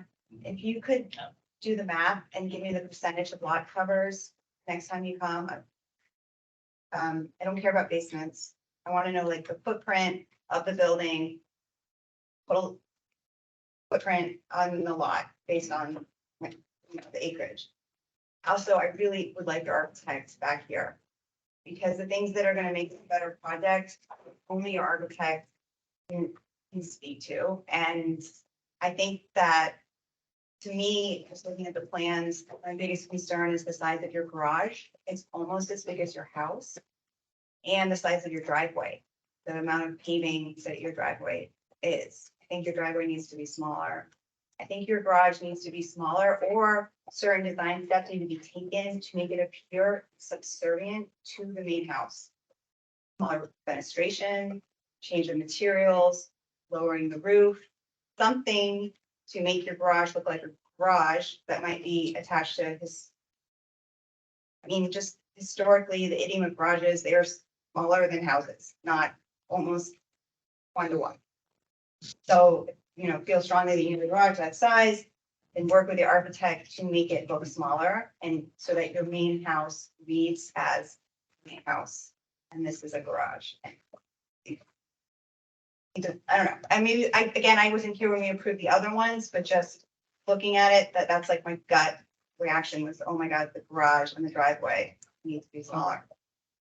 Actually, having been here, the other ones, this is actually relatively modest in scale for that neighborhood. And his materials are actually fairly modest in scale for that neighborhood. And I think that we really question refinement of the massing. Is the point about the roof lines and the garage means something.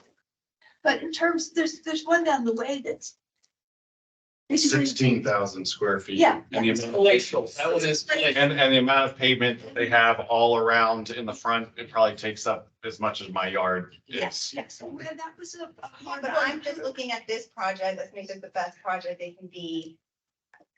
I don't know, I mean, when I read the 2-page guidelines, it mentioned the driveways, a couple times driveways were brought up in the guidelines. Having them match and be harmonious with the street and as far as scale and materials. And it also specifically says not to use white. The color, I mean, I don't like to regulate people's color palettes because it's very personal, but I think that since the guidelines say,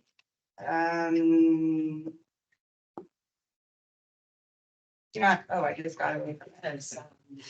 Do not avoid structural colors. White should be discouraged. The mill complex is visually set apart by the contrast of its white building against the wooded landscape. Other white structures would compete for attention. Okay, you're not anywhere visual to the mill, so that matters less if you are in the same shed. But I do think, you know, when you look at these massive Victorians, what they did and what was successful is that they changed color and they change, like even a subtle change of like a fish scale to a shingle, a rectangular shingle. Something subtle as that can really visually break up mapping and add visual interest as well. So that's something to consider, I think, to break up the mapping and make it a more harmonious in the historic district.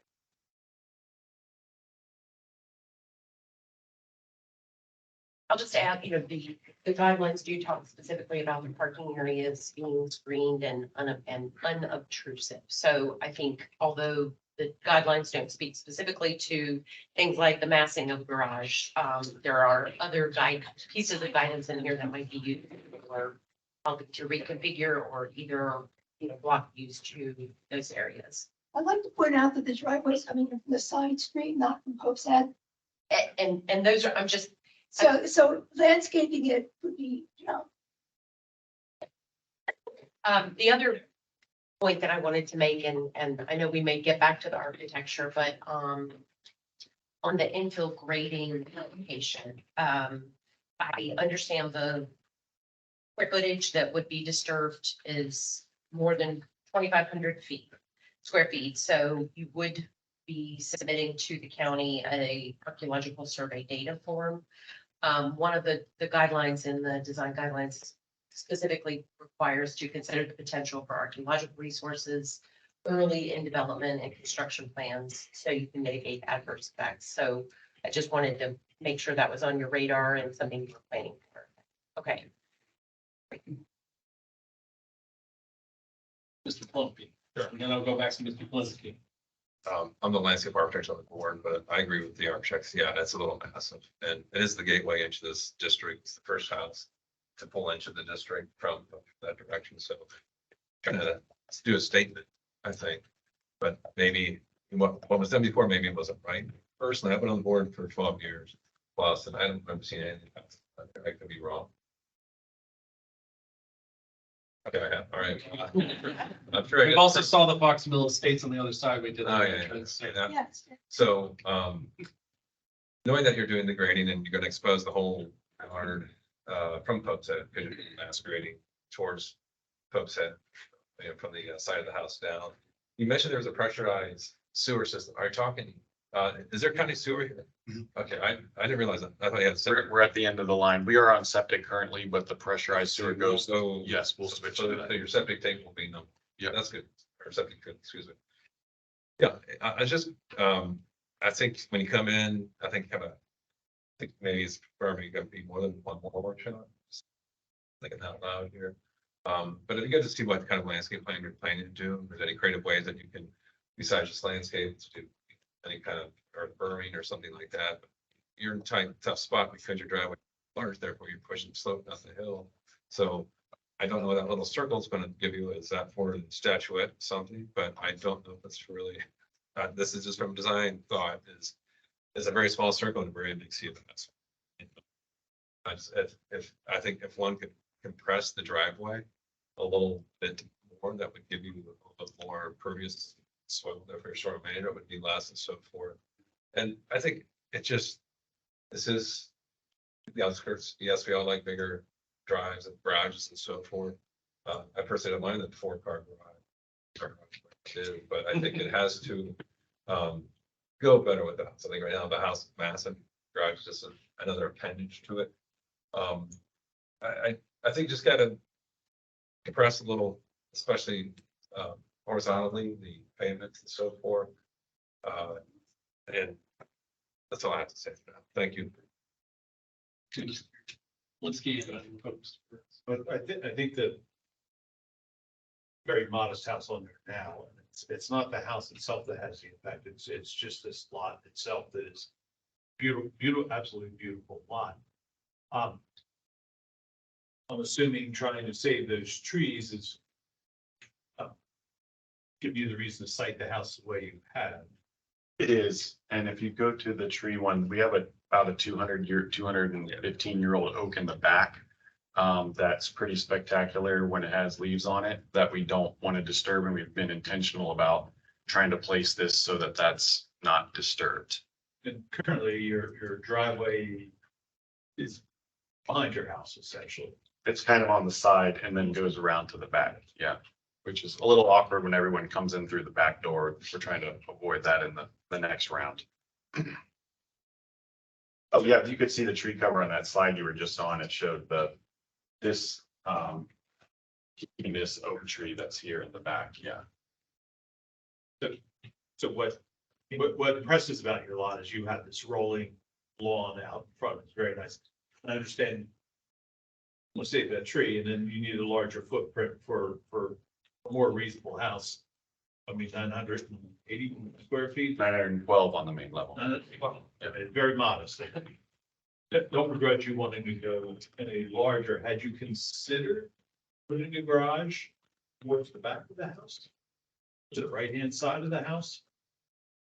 Like flip the house. Essentially. Yeah. Put the house and then put the garages, not being entered from the front, but being entered from the. We were intentionally trying to not have the garages entered from the side because everybody that we know that has a house like that, you end up half the time going through the person's garage to get in because it's the long kind of walk around to the, front of the house. And so we were intentionally not wanting the garages to be entered from the side, like the garage to be on the side of the house in that way. Having the garages where you have now lets you locate the bulk of your house further back on the lot. Otherwise, it would be kind of flipped and your house would be closer to the street. So I'm, kind of flip flopping those in my mind and haven't looked at it. I think that drive court out front of the house is probably more preferable to have that open space. That being said, what is the proposed material for the drive? Asphalt. Is it asphalt? Okay. That's a big sea of asphalt, is the issue where the struggle comes from us, more than just me of what you're doing here. And it appears as though your asphalt extends good 10 or 12 feet beyond your garage. Maybe that could be reduced. I was trying to allow my teenage kids to have a spot to park without blocking everybody in the garage. I understood I had that same condition in my house, and Yeah. and it's not fun. I get it. I certainly don't want to prevent that from happening, but it is a large sea of asphalt. I'm just wondering if maybe there's some, and this goes back more to Joe's expertise, some sort of way to mitigate some of that with either edging, banding, or something to. So the same. It's recycled. I think I'm gonna start with what I like. Most people have been critical. I like the fact that you have a good sized lot to work with. I like the fact that you're trying to respect the existing vegetation. I like the fact that you haven't pushed the house any more close to the Hopeshead Road than you have, that it will be set back. I like the fact that it's smaller than your new behemoth neighbors. I mean, there are some good things here. Now, having said that, I would never design a house that looks like yours. That's just me. But I think what we need to do is put aside our own personal preferences in architecture and look at what you're trying to achieve for your family. And recognize the fact that these historic overlay districts are 90% of the time rural districts in which we are now proposing large development, whether it's clusters of houses or McMansions surrounding the historic district. Now, having said that, one of the things that the guidelines say, I don't know if it's in the specific guidelines for this particular historic overlay district, is that new construction should be differentiated from the historic. So you can turn, well, I think we've achieved that, as have your neighbors. But something else that we've had to deal with is boundaries on our historic overlay districts encompass land areas that aren't really impactful on the historic core of those districts. We see that in Colder Run Mill. We go around a bend and over a hill, and there's no way that you'll be able to see things from the historic overlay district. I think you're down Hopeshead Road tend to illustrate that point. So I think that gives us some leeway to allow people to be more creative with what they want to design and live in, because it really doesn't have a significant impact in the immediate vicinity of the historic core of this district. So Joe mentioned that, yeah, okay, but this is the entry lot. You're the first house as you walk into the historic overlay district. But that's simply a line across a piece of paper. That's, you know, it's on one side of it, you're in the historic district, and the other side, you're not. I doubt that there's a sign there that says entering Ruby Mill Historic. There is not. District, you know, note how carefully these houses are done. Okay, but whatever. I have sympathy for what you're trying to accomplish. A very large family in a very small house. You obviously have worked things out so that you've been able to continue to live in the house. And I can see that you're wanting to move forward with this. And the observation that you said teenage drivers, it won't be too many years that there'll be fewer teenage drivers there. And you will have a very large house in your hands. I'm sure that's probably something you thought about as well. And I'm curious, in one of your drawings, it looks as though there's a fourth garage door. Or was that an angle of view that? It was on the back for like the lawnmower and other stuff. Golf cart. Yeah, okay. Okay, I wondered about that. Okay, but anyway, those are my Probably have comments. to see the Thank you. lawnmower. Again, sorry, I just want to add one more thing about regarding the side of the drive. If you look at your side plan that you had up on the screen, I mean, you're basically you're stepping from your front porch onto an asphalt. As well as, especially from the side porch, which is tucked in the corner of the garage. And I mean, I north, but it's not against the heavy south sun. But I mean, is that really what you want? I mean, you feel like you feel like you're like in city of Alexandria with no walk because you've got so much pavement in front of it. I think you give some breathing room around your house with some softscape, perhaps. The driveway, it is, I mean, driveway is pushing 40 feet, 50 feet across. That's, you know, a parking lot is 60 feet for double way parking. So if you go to Giants, God, this is not when the driveway is going to be. Yeah, that's not when it's going to be, especially where your widest point your driveway is. So I think a lot of compression would help because again, my biggest concern is the view from Pope's Head. I know the front of the house, hey, the front of the house is showing Pope's Head, but it's the hillside that you've got to do your proposed grading, which is like, looks like a 3-to-1 slope or something like that. It's that house that's in a pile on the hill, but then you have nothing really coming out because it's all asphalt. Yes, you put planting down below. So I don't know, it just seems you got a lot of pavement there for a 3-car garage. I don't, 3-car garage is what it is. Entitled to that.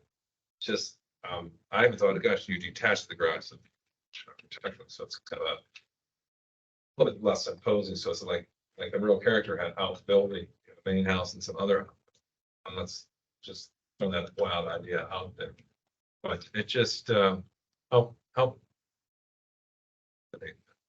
I was gonna say, I think Joe and Ms. Hammock's comments, I think it really, because there's one of your four guidelines, the house should fit into rather than dominate the topography. You've got such a beautiful lot that if there's a way we can try to make this driveway, this entranceway, not like become the hallmark of a very nicely constructed house behind it. And I think Ms. Hammock talked about some material variation. Yeah, the guidelines say white, no white, very anti, white coloring here, but there's some, I think the rendering you really showed, it was rather muted. I think you could be a little bit more diverse in color and material to make it maybe pop a little bit more from the house perspective. Part of that would be perhaps changes also with the drive and everything. So that's not also, you don't have this black space right in front of it filled with cars, So if you're trying to make that the new entranceway to the house, find a way to and this is where renderings don't, I think, really sell the case because that circle just does not feel like that circle right there. That's outside. What I was gonna say, that one picture you had with the one tree, like your existing house there, that one tree by itself, that is actually gone because your driveway even goes closer to. This tree wouldn't be here. No, but no, if you go up to the existing photograph of your little house, that one you had up. Go back to the. Way back. Photograph was because that tree is gone and your driveway extends 10 to 12 more feet beyond that beyond that existing tree. Keep going. Keep going. So the fence, where you keep going. The one tree that we lose. That one there. This one is the. That drive right where you're, so that one's gone, but Yeah. it's like that driveway will go, see where the grass kind of gets not as green or something like that. The driveway ends about where not where this. Well, it's over this far, but. Right to your side, I know, I think it's a little down front, but again, then all this is, but it's all raised up high. So therefore. It's flattened, it's flattened so that it, yeah, Yes, that's flat. yes. I'm just saying, it's gonna be a hell of a difference than what you have now. So I live in a home more similar to what you have now, and I've been reading through your plans, and I'm getting pumped for this house. Like, Oh. I'm getting pumped for this house, like, I'm getting really excited for you and your family to have this house. So like to your point, we were kind of negative, so like, I think that, and that's why I think we hope to have your architect here. Subtle changes around the garage will make such a visual impact. Like above it on the second floor is a playroom. So maybe the floor to ceiling height on that second floor is not as tall as it is now. If it's a playroom for the kids, maybe it comes down. Maybe that dormer, instead of rising above the roof line, it's set in. Maybe it's a shed dormer instead of a gable. Maybe it's an eyebrow dormer. I mean, there's a lot of subtle things to slowly pick away at the mass of the garage without losing your program that will make a profound difference. Also, I wouldn't be afraid of changing up window types. Like right now, you just have, it looks like 2/2, and then you have the lights in the garage doors, which actually I think the lights in the garage door is a great touch, and I'm really glad you didn't cheap out on your garage doors because they are such a prominent feature in your primary elevation, and garage doors are expensive, but a really nice garage door can make or break facade. So I applaud you for picking a nice garage door, but those little windows, like maybe the windows on the garage itself are smaller or have smaller lights. I mean, historically, the outbuildings did not have the large panes of glass because the large panes of glass were expensive. You put them on the front. The secondary buildings had smaller panes of glass. Maybe they're 6/6. It's not historically, and again, we're not doing a historic home, but we're trying to use an idiom that's going to be sensitive. It's not unusual to have multiple window types on a large home, and it can give visual cues that like, okay, this is not the main house, this is a secondary structure. So those are tools that modern architects don't use in new construction. And I think that's why new construction can be unsuccessful. And I think that, again, hopefully with not much added cost, you might even save money, to be honest. Your architect can make some small changes to make the garage seem smaller. And I think you'll actually find that it will highlight the main body of the house. You'll even like it better. I don't know. I think we gave you a lot of feedback. Thankfully, we record these. Yeah. But I do feel like I've got Mr. Burns captured it very appropriately that, you know, we recognize where you are in the age of what the property is we're dealing with in this historic overlay district too. So I think again, as we mentioned earlier, means we want to be the board of yes in the end. We want to find a way to get to it. Yes, we appreciate you coming to the workshop, bringing all this material with you because you came with a lot of detailed information. So again, that's really appreciated. I think the big thing, if you're going to come back for another workshop, which I would encourage, would be hearing the kind of issues that we're talking about. Where was there room to move? Where isn't there room to move? Why not? So that then when we have this next discussion, we can talk about, okay, this is where we have some places where those changes were made. That's really going to help the next discussion. Because now that we have this one set of plans, it'll be really helpful to then look at, you know, what availability is. Ms. Hammock's right, if an architect can come in and speak to those. We've been able to accommodate even digital participation sometimes too, I think, right, Daniel, in the past. Or can't do that anymore for an applicant. Can't do that anymore for an applicant, a lot. I know sometimes that's tough to get them out here sometimes, gotta lure them out of their holes so that they can come out in front of the ARB. But They do pinups. what? They do charrettes and pinups. They should be able to talk to people. So, but I get anything on positive. I think you've got something that we can start and work with and moving forward. I think hopefully we'd be seeing soon application or maybe. Okay. And feel free to reach out to Daniel with questions or clarifications.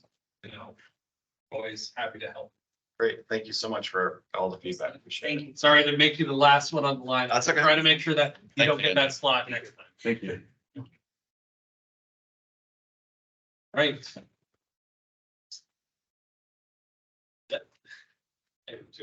That takes us out of our items for workshop. We don't have any presentations and takes us into our board and staff items. Sorry for picking on all the architects. I'm here to protect. I'm here to protect your stuff. No, when you're long. Anyway, review and action and approval of the previous month's minutes, December 14th, 2023. Daniel, wasn't there also a correction we had to make too? There's a secondary motion you have to make with this, right? First one, yeah. So in addition to that, we also have to make another motion clarifying that we're approving we approved the incorrect date minutes. So that's why you see two motions there. So one, we need a motion to correctly approve those, that date, and then we need to make a motion. Mr. Zelman. Mr. Chairman, I'll move that the ARB approve the November 9, 2023 meeting minutes and pay the clerk Brian Johnson. Do you have a second? Second by Ms. Murray. All those in favor? Aye. Aye. Opposition, abstention. Good news is Ryan got paid anyways. Twice. No. All right, now. We tried. That brings us to review and action for the previous month's minutes for December 14th. If anyone provided any feedback to Daniel or comments on them. Handshake or none, I would look for a motion on those. Mr. Zelman. Mr. Chairman, I move the ARB approve the December 14, 2023 meeting minutes and pay the clerk Brian Johnson. Seconded by Ms. Murray. All those in favor? Aye. Opposed, abstentions, carries.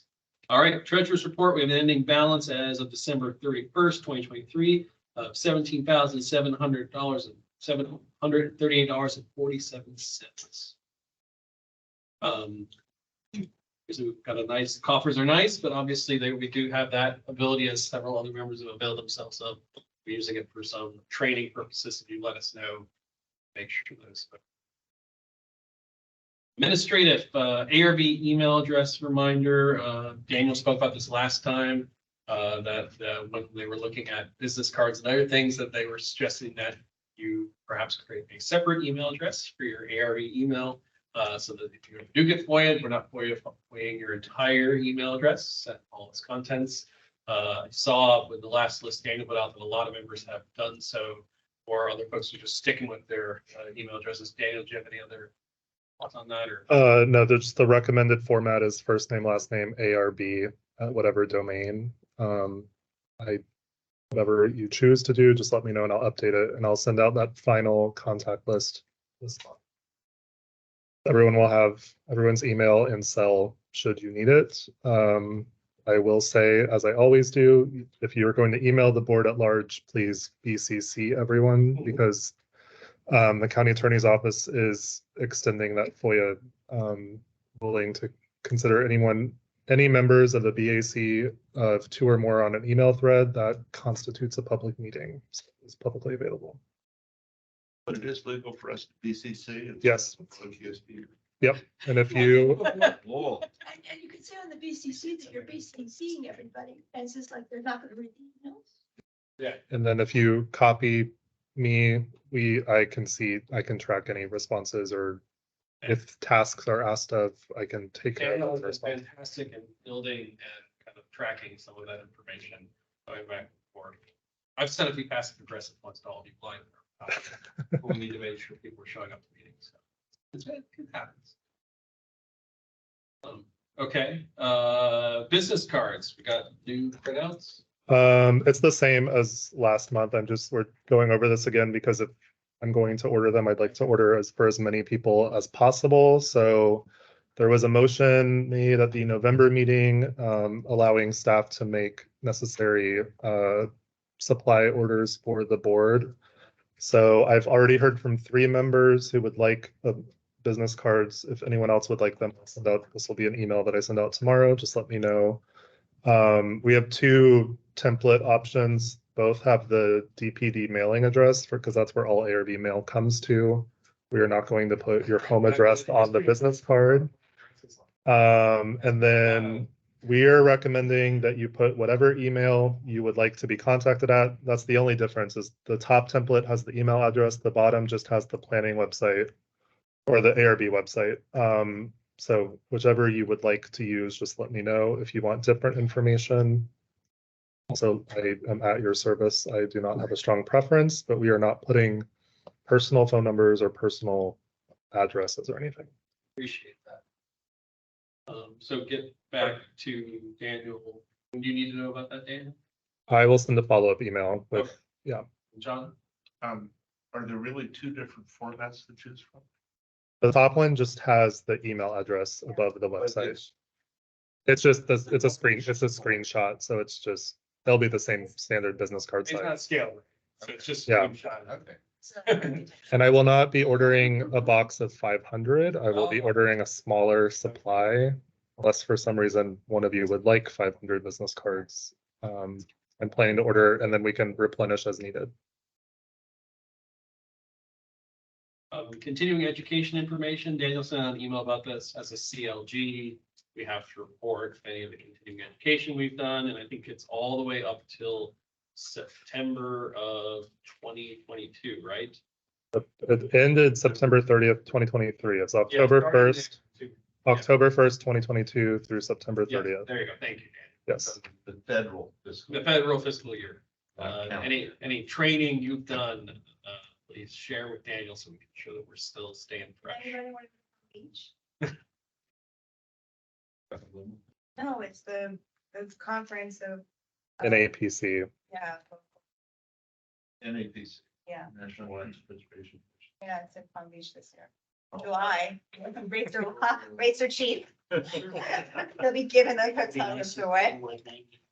I mean, if that obviously, so Miami Coral Gables. Mr. Burns has gone and he attended the National Preservation Technology. Conference, right? No, Association for Preservation. yeah, Yeah, I gotta work on that. they do a lot of stuff in DC, actually. Yeah, We have a very active. Yeah, yeah. but he sought and got support to go to that. So if you did have an interest in going, that is definitely something that we can approve some amount of compensation for. So I've always wanted to take the camp training, but haven't been able to. They have a bit, the NAPC has a big CLG training course called camp. Really teaches you to be. Council of America's Military. I don't know what it stands for, but it's, That's what it. they call it used to big stand for. Yeah, no, but it's They a, call it the camp. These men are ready to, it's. but it's a focus course on being a CLG member, and it's always sounded rather interesting. DHR provided it for a few years back in the days when Yeah. we had state preservation conferences. So I attended several years of And PDHR does put on continuing ed stuff. Mhm. And NAPC also has webinars that they put on. today. The training for the past year, you need at least 1 credit to count if you were serving on the ARB from October 1st, 2022 through September 30th, 2023. I will send an email reminding everyone tomorrow. The CLG report guidance is that staff chooses if it's applicable. So if you are concerned at all, please just shoot me an email justifying whatever you took, what webinar, so we can get that report in by the end of the month. Right, yeah. But for next year. Yeah, you Yeah. guys are safe right now.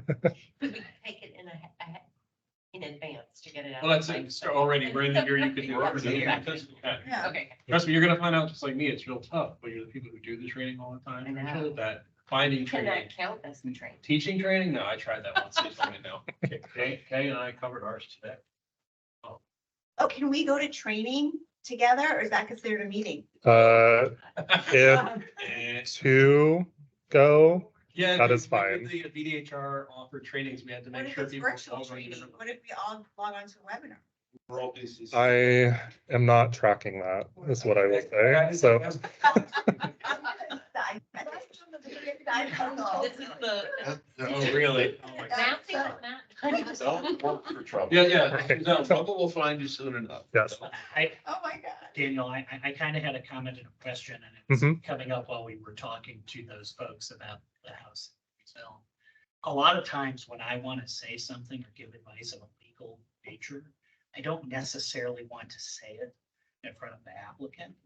And I don't know if we have an ability to, you know, you could go into an executive session, or I don't know what it is, but because part of my thought specifically with that application, what was running through my mind was kind of the reverse of what was running through my mind with Morton, which is the Bunny Man Brewery is first as far as the precedent that we're setting there.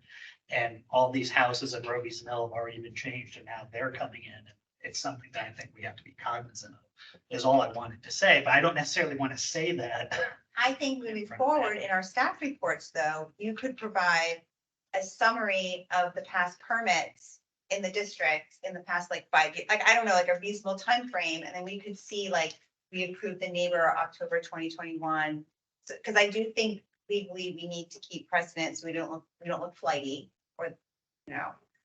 And I think the dating would be helpful when those, because Yeah. preservation perspectives do change though. Right, that's why we would just capture like a reasonable amount of time that we think would be applicable. The example I was giving from the Lake Ann one, really just, the applicant's argument was everyone else has destroyed the historic fabric. I'm just being consistent by destroying it. Right. And then obviously it was a historic building, so this is different. Technology changes, like and we're also allowed to say like, we saw it built and we are not happy with the outcome and we want better. But to your. Let's also keep in mind, there's new guidelines coming around the bend. Yeah, exactly. I think it protects us as a board. Yeah, my only thought is I don't want to plant a seed and like, oh, you know, this board says something I don't like, you know, the lawyer who's on the board. It is, said, No, you no, know, we hear you. building off that though, it is an important thing I think I want to bring up, that is something I've talked with Daniel about, is because these meetings are recorded. They are no longer just being, you know, note taken. We are being recorded. Our words are very easy to follow up and track. And so we do have some controversial applications come in, and sometimes, you know, we get a little quippy on some of our comments about them. We should think of that in mind, because obviously if an application is ever denied, we don't want it to be that, oh, the board just looked unfavorably at me individually as an applicant. And that it was, so just, you know, this is a particular example I'm bringing up or anything. I'm just talking about Jason pointing out, hey, I don't want to do this because I don't want to, you know, set a mindset on something. We don't have executive sessions. Be mindful of that recording, because there are folks that I know go and watch the view counts. There are people who do watch our meetings. So it It happens. is sometimes just staff Well, watching over and over to catch what is said. Back to the board. Kind of curious about the Bunny Man Brewery application. Because I'm looking this way, were there county staff Yes. that have been counseling them, who are behind us here? There were county staff, and I was looking at them a few times. Okay. And because he's on the suit right here for. Yeah, and there was- That was Scott, right? There were other county staff. Yeah, So say that you mentioned like 3 or 4 people. Yeah. Yes. okay, all right, so the county got the message. I'm concerned that we're gonna, how do we make them listen to the tape? But if they're standing there, they heard it. And that was my other question, and maybe someone else can answer this for me, but with Lorton specifically, it always seems, and I don't know if this is if this is something that I've missed in the memorandum of understanding or anything, but there's this shroud of mystery between at the beginning of who these tenants are going to be in some of these properties for a long time. And I don't know if those are the contracts that they're entering into with the tenants, but because like, I know Lidl was a secret for a period of time, and it's, you know, I've had that I'm instance where I have had not been allowed to say who the tenant is going to be, as Right. any employee. right. Just getting to the point of, because I think we raised some good points that it is important. I think that this kind of haphazard approach of dealing with these things doesn't make a lot of sense. If we could give them some guidance on the front, it'd be better. Kind of in new business, we'll just go roll with it. I'm sorry. No, I think part of that's why you heard me bring up the argument about a recommendation. And also the part of the conversation about the fact that there were plans that were approved and they did not fully articulate the circumstances that this building would go through. And thus it had to come back to us, thanks to Heritage actually being involved, the staff pointing out that these things were issues and doing their job. And that's why I was rather emphatic in emphasizing that this was us doing our job and Heritage doing its job, and someone else within the county didn't do their due diligence to actually involve the appropriate people, despite being in a place that is clearly historic. There's no, like, you can't not know you're in a historic place when you're at that site. So it's kind of baffling to me how little I feel like there was enough interfacing of heritage, and it could have been other circumstances. We've obviously had some staff turnover over this time. But I again emphasize that, we have a sign plan at Laurel Hill.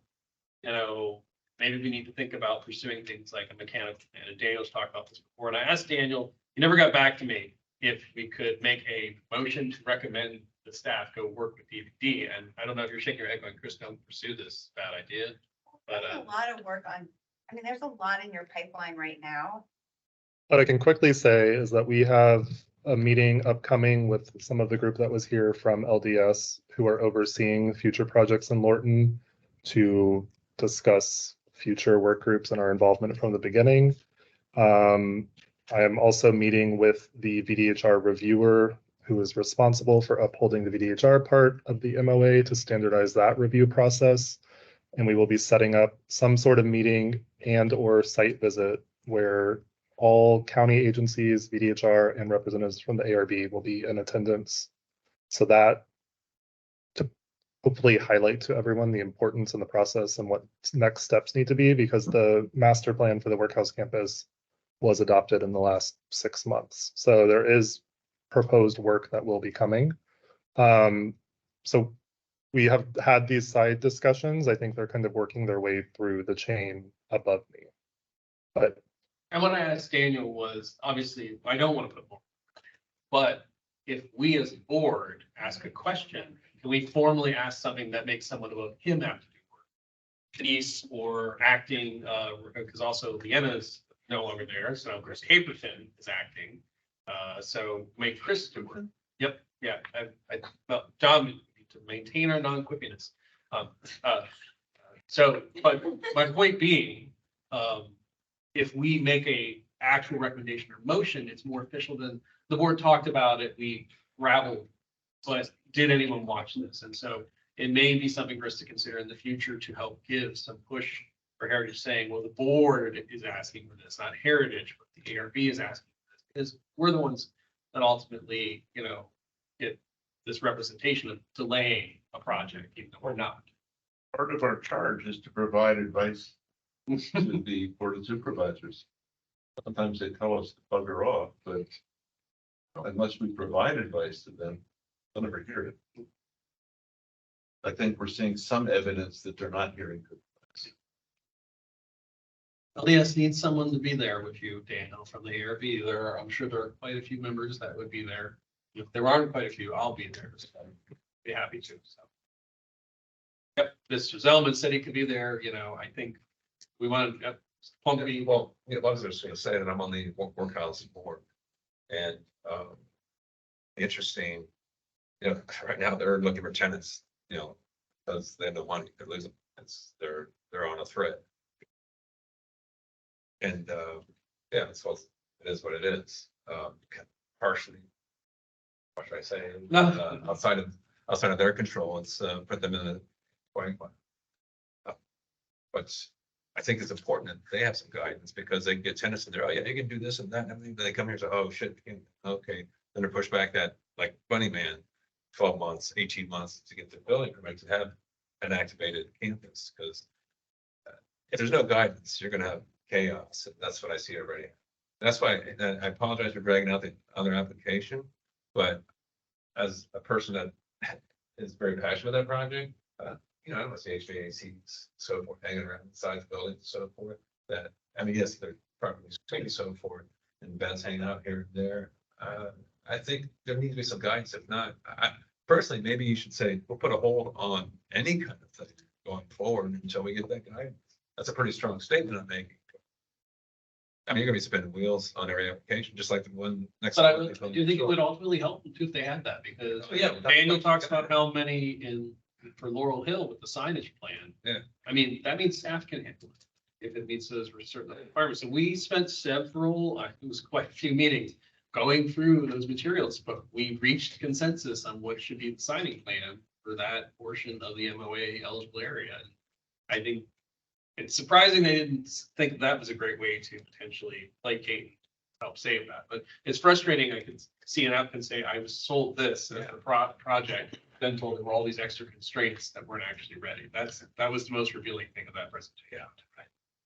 allow them with the reality of the buildings themselves. But the thing with Liberty, we had a developer. Yeah. I think the developer was more focused on the signage plan, et cetera, et cetera. And we had a developer who actually renovated an NHL in Milwaukee into homeless veteran housing and made it actually be profit. So that developer knew it, you know, they knew what they were doing. No, nothing against county, but that they definitely did. Okay, well, that was an interesting new business. No, it's okay. Do we have no discussion or updates or reports? No, I just have a quick update on Pohick Church, which, yeah, everyone has a copy of. So that update is related to the accessibility ramp, which received approval last January, and that approval had two modifications: that the applicant consult with Park Authority Archaeology Branch regarding the recommended approach, and that they submit final material choices to the ARB for the review for stone and the brick for the access ramps. So this email is serving as a quick update that they have 3 bidders on the RFP. It sounds like they'll make a selection in the February meeting. So at some point, I'll have a more firm time frame of when materials will be available. That approval last year was issued with the idea that ARB members could attend the site and see things that were selected. So that, I think, is the continued plan. They've been very forthcoming in all communications, so they'll just let us know when it's ready for anyone to go see it. And then they did a different assessment on the property, and then they're going to use that assessment in future grant applications to fund that project and other projects. So,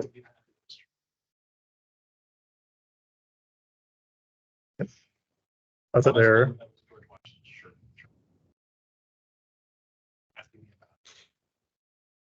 Yeah, no comments on that?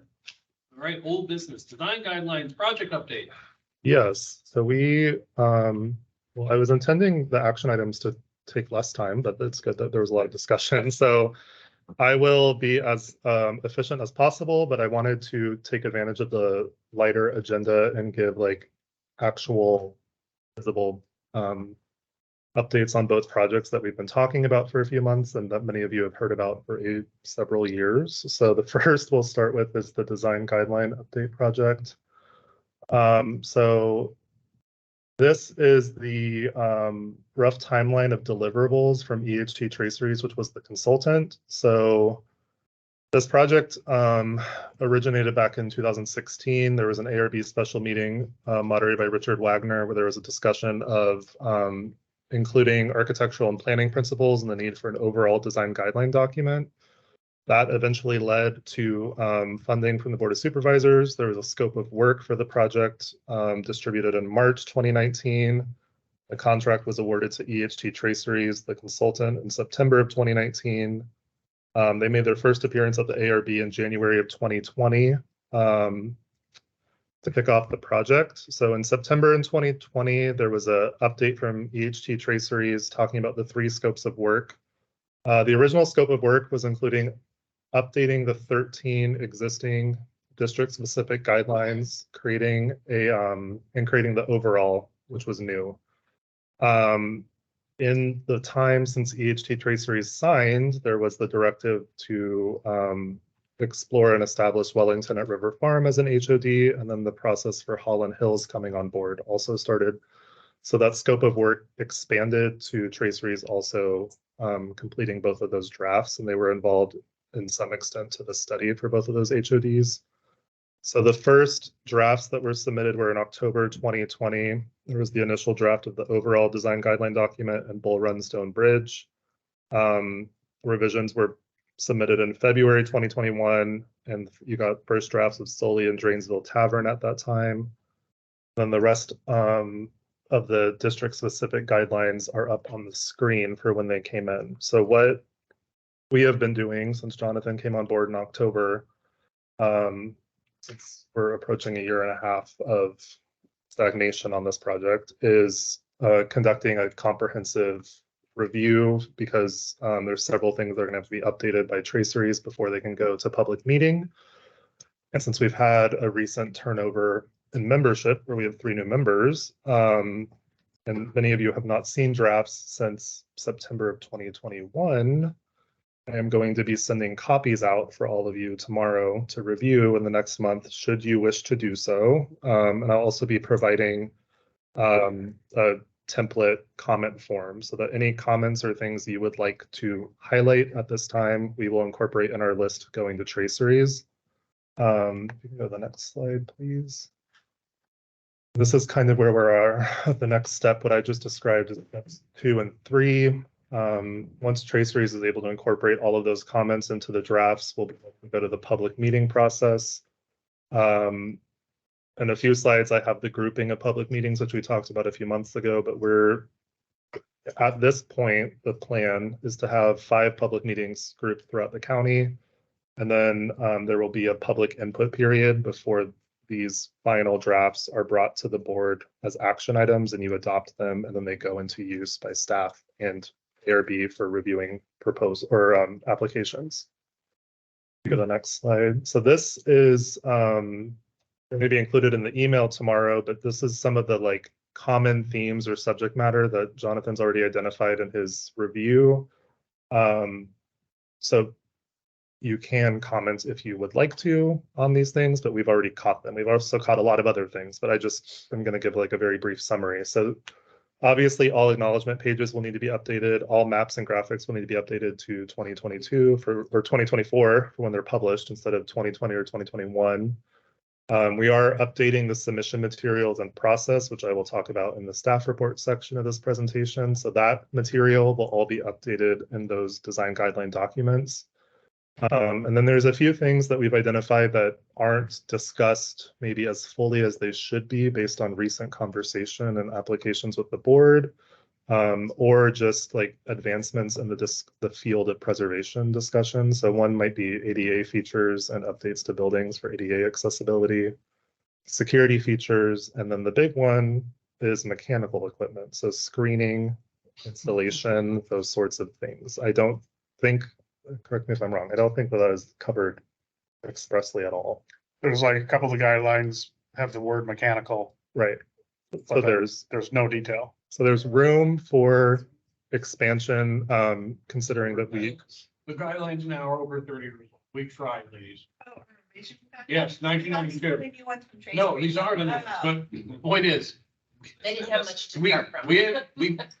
we tried, so We have the oldest guidelines of any jurisdiction in the Washington. We should be proud of that. They're historic. Yeah. 1969 to 1992 to get them done, and that was a heroic effort to get the old ones done. Hey, I read the Greenwich Village Historic District report. It uses the words, like the words they use in that report are so, they use the words ridiculous. do we have the word "riz" in this? I think It's like really offensive. we need to be up with the current vernacular. Does buildings should not be mid. They have riz. That's right. I used that. Now they're in the meeting minutes. Okay. So I will send. Okay. Okay. I will send an email with this list. It'll be a little expanded, but these are the things, if you are also noticing it, we've already caught it. You don't need to think about it, but feel free. Anyone who has previously seen them to look at them with fresh eyes after a year and a half. Anyone who has never seen the drafts, I would recommend this is your big chance to review them. We are at a point where we're like 10% of the budget is left. So we're trying to prioritize work being done by the consultant before we are able to get draft documents to the ARB for final review. Done, so. Right. I was curious about what you meant by security features. Like, Cameras. Right. Security doors, when yeah. I'm just curious. Yeah. camera thing. So the next slide has, oh, I'm sorry. It was the initial outside. I get you've got 10% budget left, no big changes. Have any of the historic overlay district boundaries been modified? No, that takes a bit of an effort. I think that requires a board of supervisor action. I can say that Heritage Resources is involved in a resurvey of the Centerville HOD, so that is a discussion that is happening internally. If that boundary should be expanded. Obviously, our perspective is never to shrink in HOD. So that is on our radar because there is an active plan for a survey for the entirety of Centerville. So we're able to tack onto that and focus on the HOD specifically. And also we're looking at like what around that established boundary would maybe warrant the period of significance being expanded. So it's kind of case by case. But the design guideline project is not, it's focused on what is established and updating the guidelines to be more current and more comprehensive. What about accessory structures? Becoming a very hot topic. I do not know how detailed they are. A lot of, so what we always default to is the underlining zoning ordinance, which, so they are allowed in Holland Hills because it's R2. They're not allowed in a lot of the other HODs based on the underlying zoning ordinance. So I don't know to what level they're covered. We can take note of that right now and then see if that's come up in our matrix. But Jonathan's been working on this project since October, so it's a pretty, I gave 6 bullet points of like a multi-month list. So that is definitely like anything like that you think of if you look at any of them, just include it in the list, and what we're going to have to do is kind of figure out if it makes sense for something like ADA accessibility. It probably should be in the overall because that would apply to every HOD. So something like accessory units, that might be the same case, and that's the best use of everyone's time to get it covered. Then it's in the guidelines moving forward. In the acknowledgements part, Yes. and at least for the overall one, maybe not for the individual ones, you need to have a kind of a history of these design guidelines, because a lot of people who work, or like Richard Pierce, who worked on these, are now deceased. Right. Or have left the board and gone on. So there's a large litany of names that have been involved in this project. Could we have almost like a word? There's something like that? some brief. Because I was thinking about that too, and I mentioned Richard at the beginning of the meeting that, and Bob Mobley really, I mean, they were huge champions to that. Yeah. And Pierce was the guy who recruited Wagner. Yeah. But there is a history behind this. Yeah. Oh, that's true. Any other comments before we move on to the proposed meeting? So like I said, this is very tentative and subject to change, but this is the way we're kind of thinking about grouping the HODs so that there will be a lot of coordination with the respective supervisors' offices. These will be public meetings. This project, the design guideline update, will require a mailer to every property owner in an HOD in the county, including Holland Hills and Wellington at River Farms, because the overall will be implemented. So we're going to be treating this like, if you don't know, you're in an HOD. It's a good public messaging for our branch and for the ARB by extension. So the plan right now is 5 in-person meetings at some point this year once we're ready with the final drafts. And then we would also concurrently have the digital response system, which is for the county. They use this program called public input. So there will be like, it was used for Holland Hills. It was used for the proposed Homes Run Acres. So people, those were a little different because it was like, if you want an HOD or if you don't, that is not the point of this. The point of this is, are these design guidelines digestible? Are they easy to understand? Are they approachable? We are not talking about if there is majority community support for HOD. No. So it's the same program that was used, but the intended use will be very different. So there will be a QR code on the mail. It will be It was very helpful to gather input for the other 2 districts. Sounds great. Is the mailer already budgeted for, or is that coming out of the 10%? That is DPD. Okay. Yeah, that is my current understanding. So, the one thing I do need to ask about is that the original scope of work, which I think dates to 2018, 2019, included printed and bound copies. And if that is something that every board member wants, that is something that, because these will all be digital, like the versions that I sent out in October of the existing that everyone has. So that I do not need an answer right now, just to think about it, because that is a, Or was it a different place back then?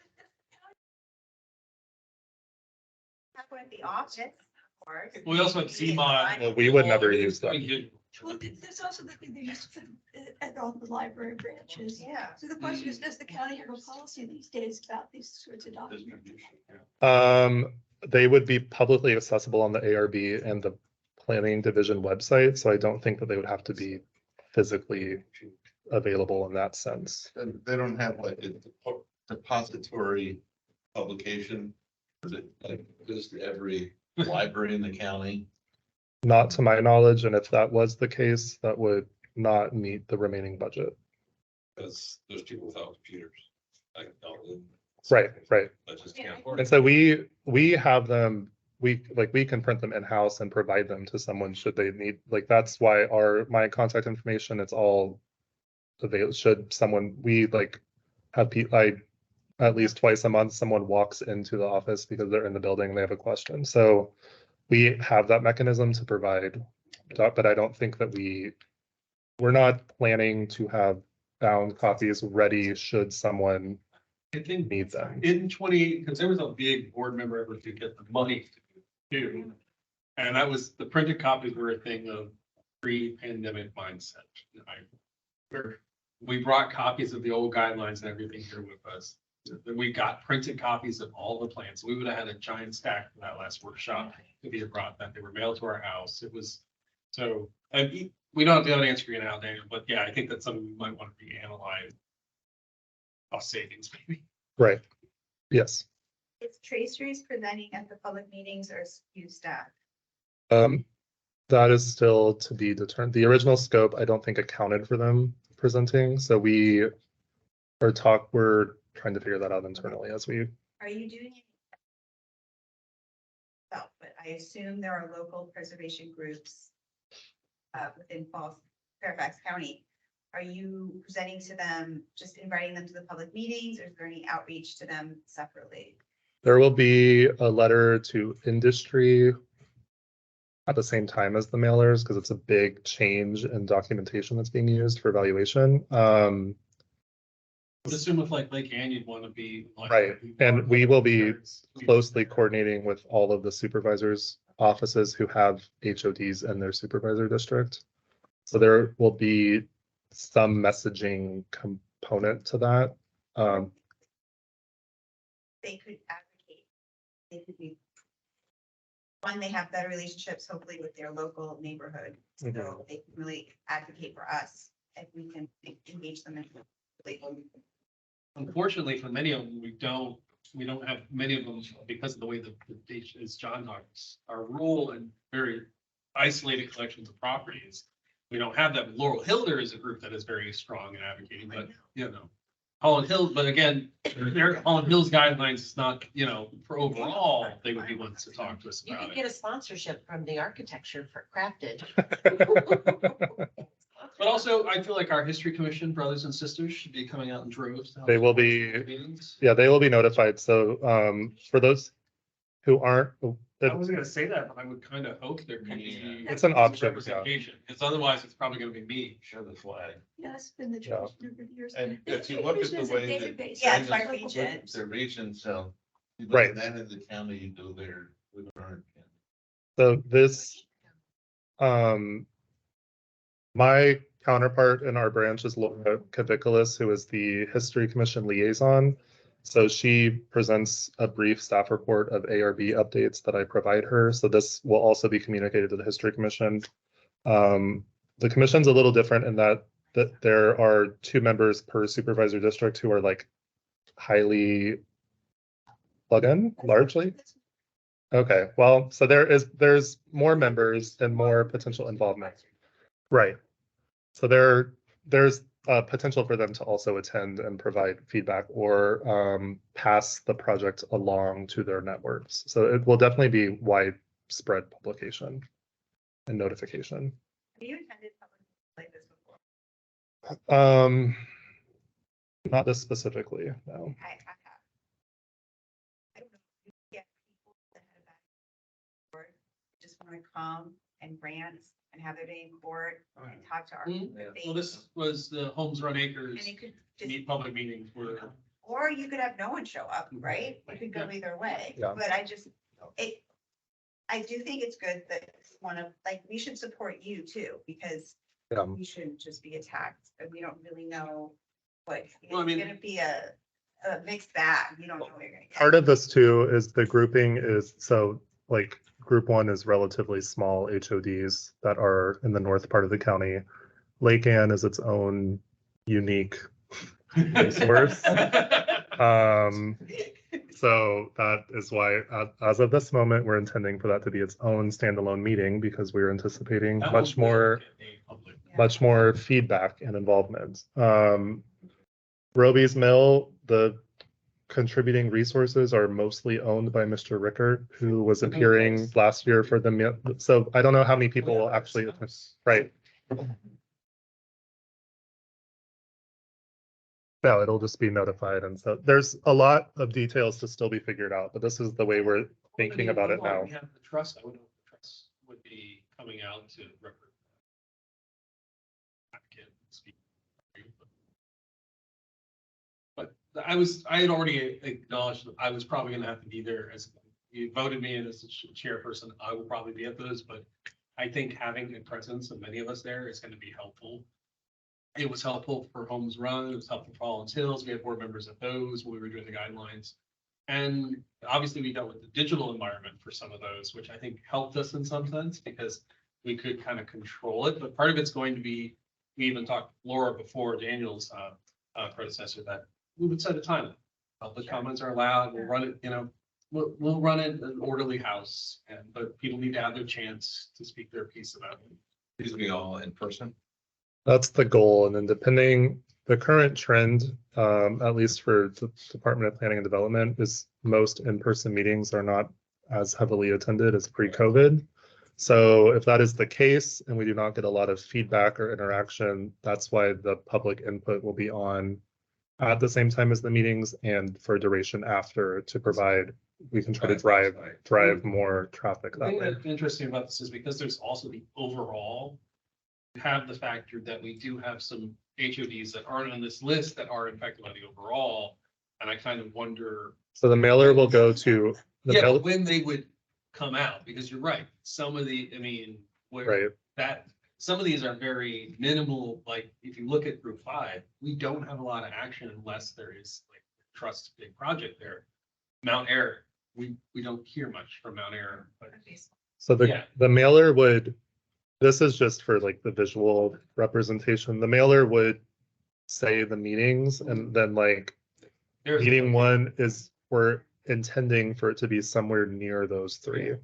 So those three would be the primary topic, but anyone who lives in an HOD or wants to provide feedback could attend any meeting. And will at that point be incredibly well versed in every draft and be able to answer most questions or respond to them in a relatively short amount of time. So this is not, the agenda would not be at the Centerville meeting. We're only discussing Centerville. It's just that we're trying to, Hopefully we can get a larger draw. right. from the Centerville. Right. But so the mailers would also be sent to everyone who owns property in Holland Hills. Wellington at River Farm is a much easier notification because it's one property owner, but they would also be notified. Is the intention to have the meeting, the public meetings here in this building or at these jurisdictions? We're right now intending to be like somewhere near the grouping. So like the Mount Vernon contingent would be somewhere in South County. Lake Ann, we've done that in the past. Right.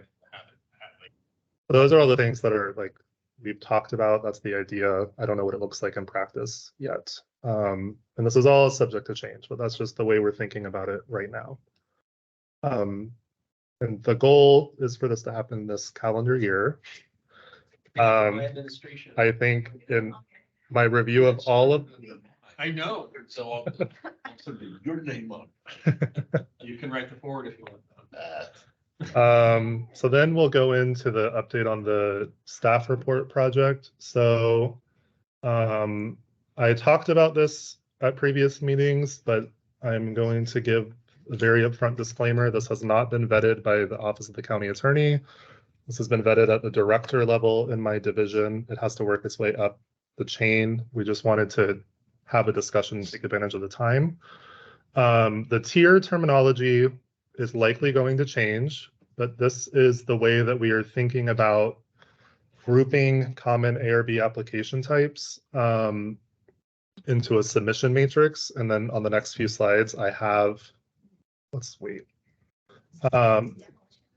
Yeah, I have the submission requirements. So that's the big thing that we have to get vetted by OCA is if we can actually require, because the ARB bylaws and the zoning ordinance are intentionally vague and encompassing to say that ARB may request a wide amount of materials.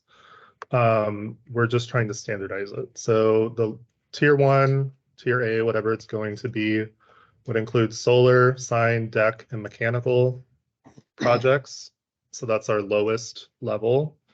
Tier 2 would be addition, alteration to detached structures. Tier 3 is all zoning applications. So that includes variance, special permit amendment, special permit rezoning. And then it also, tier 3 is the catch-all. So it encompasses infill grading, site plan, demolition, landscape plan, sports illumination, subdivision, relocation, and utility facility applications. And then tier 4 is new construction. So starting on the next slide, tier 1, and this is the way we're thinking about the submission matrix. So all projects we've started doing this are getting location maps in the application that are provided by the Heritage Resources branch. We're going to be working with our GIS folks to make that more standardized so that it's like a more official template and the same every time. But as of right now, we're just producing them ourselves. And then all tiers would require photos of all building elevations. Something we talked about, or something you all have talked about at recent meetings, is the desire to see more photos for solar projects, like the photo of the proposed solar panel location, photo of proposed equipment location, possibly even the viewpoint from the proposed panel location to contributing resources. So that is currently in this matrix. That is something that has to be vetted because that is not required at any point in the permit process. So we have to make sure that the ARB can require something that is not required by other agencies. Photos to and from contributing resources is the next line. Sight lines from public right-of-way. Then we get into plan sheets. So at a minimum, we would want to see plan and elevation view for these types of projects in tier 1, which is solar, sign, deck, and mechanical. For deck, we want to see structural drawings. That's another thing that needs to be vetted because for the county to get a permit, you submit a deck worksheet, which is like 2-page checklist. You do not have to submit drawings. We don't currently ever get any pushback when I tell someone that the board wants to see drawings, but we need to be sure that we can legally require them. And then the solar requirement is something you've also discussed recently, is wanting to see the proposed routing and path locations of like accessory equipment. And then the list of materials and or cut sheets is that last line. So for tiers 1 through 3, most of this list is the same. It appears, and then each tier just kind of increases in requirements. So at a minimum, for every solar project, we would get all of these things. And then we would be processing the application, making sure that they're there. There's Amazing. There's a related checklist in the staff report template, which we currently also have under review. And so then we can go to tier 2. You can see the first several lines are all the same. And then we added lighting, location, and fixtures, location, identification of accessory structures or site features, house location plat if applicable, site and grading plan if applicable, landscape plan if applicable. So this covers addition, alteration, and detached structures. And then the difference in the architectural structural drawings for the tiers 2 through 4 is the minimum scale should be 1/4 inch equals 1 foot, which is the specification for the building permit. So we think we're probably able to use that if that's what you want to see as the plan set that will be submitted for the permit. It should be done by the time it comes to the ARB with minimal changes. Elevation of all building facades and floor plans as necessary to help interpret the form of the building. And the last bullet in that line says proposed additions and alterations should be shown against existing elevation for full context, which is another thing that the board has discussed at recent meetings. So then tier 3 is the catch-all tier. It has all of those things with the addition of the archaeological survey data form, because this is most instances that require that form would fall under tier 3 in terms of processing and applications.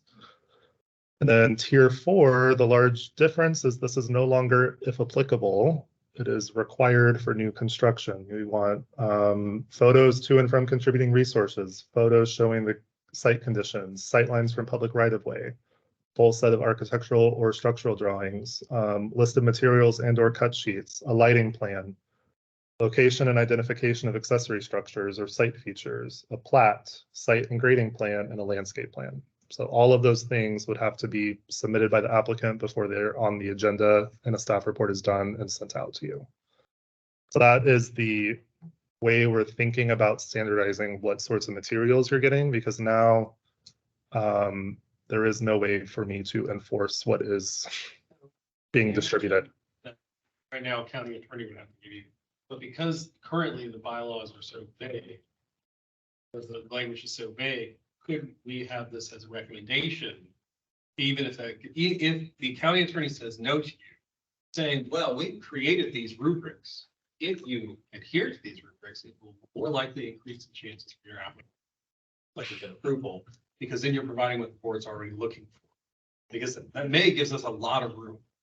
Well, I would say expeditious review. I don't think we can say more likely to be approved. We can True, say expeditious review, yes.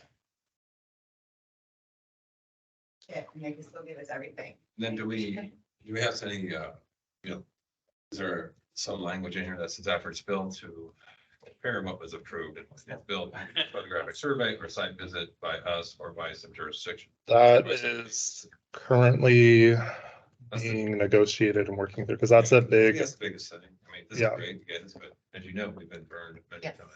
Yeah. And I so think that's a great idea. It gives me a lot of heartburn. what's a, That's The recommending, saying we recommend this or it might expedite review, it gives me a lot of. So wish we could just say this would be a complete application. We don't need a complete application The- before the board. The only reason it gives me some heartburn isn't so much that we're saying that, but I think there's some things in there that Daniel has pointed out that go beyond what I think we can necessarily require. And so then if we're saying we're requiring that before we know that we can do that, that gives me some. yeah, so this is the reason you're only seeing this on a slideshow is because it has not been vetted. But I am presenting it. It is publicly available in the recorded meeting. It's not being distributed. There's a watermark on it. So there's a lot of caveats. This list took months of development and comparing what is required for the types of building permits, which are then informed by the ARB approval. So a lot of this is building off of what those different disciplines require for a county permit to be issued. So we do feel like a lot of it is covered already, but before anything is publicized and living on the website, because this will require an entire website update. This will also require an additional mailer because it's going to impact the way that we are processing applications and the materials required by the ARB for review. So that this ties into the staff report project. We're hoping for this, as soon as design guidelines are adopted, we start doing staff reports. Yep, we've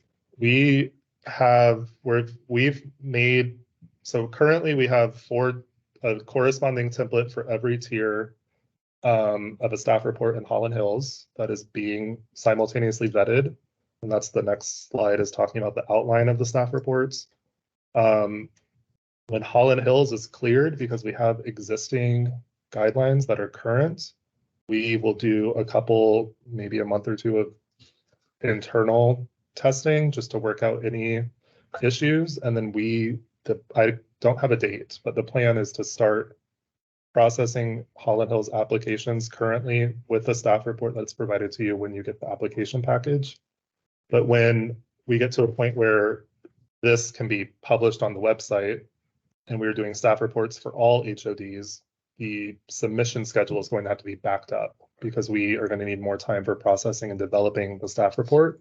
So that is why the mailer comes in. So there's a lot of like steps that have to be followed. And so I don't have any dates, but we are like, I wanted to present this because we're actively moving towards what Nicole Brannon was discussing with you in 2019. So the template is based off of Nicole Brannon's template, which had comments from many of you who have been on the board for that long. Let me ask you a silly question. Okay, let's say we get all this done and everything, and I know we don't want this, but I'm the homeowner out there. Screw it, I'm sending it on my own. Who's gonna catch me? I mean, Holland Hills has their own mechanism, but I'm like, like the guy building the big house, I'm building, I don't care. That's what I'm just saying. No, but I think that Because the county patrol. yeah, I think that like, so I've worked for two pretty big cities, and what I don't understand is how it works in Fairfax is when I worked for the city of DC, I was signatory on every permit. So when that person came in for their new home, I had to look at the whole building set, but you're not, you don't do that. You No, can't we do do. that. So the process that's in place now, typically an applicant is coming to the ARB before they file the related permit. When they receive approval or recommendation of approval, the permit comes in, we're added to the review cycle. We either approve the permit or we say there's an issue and they have to fix.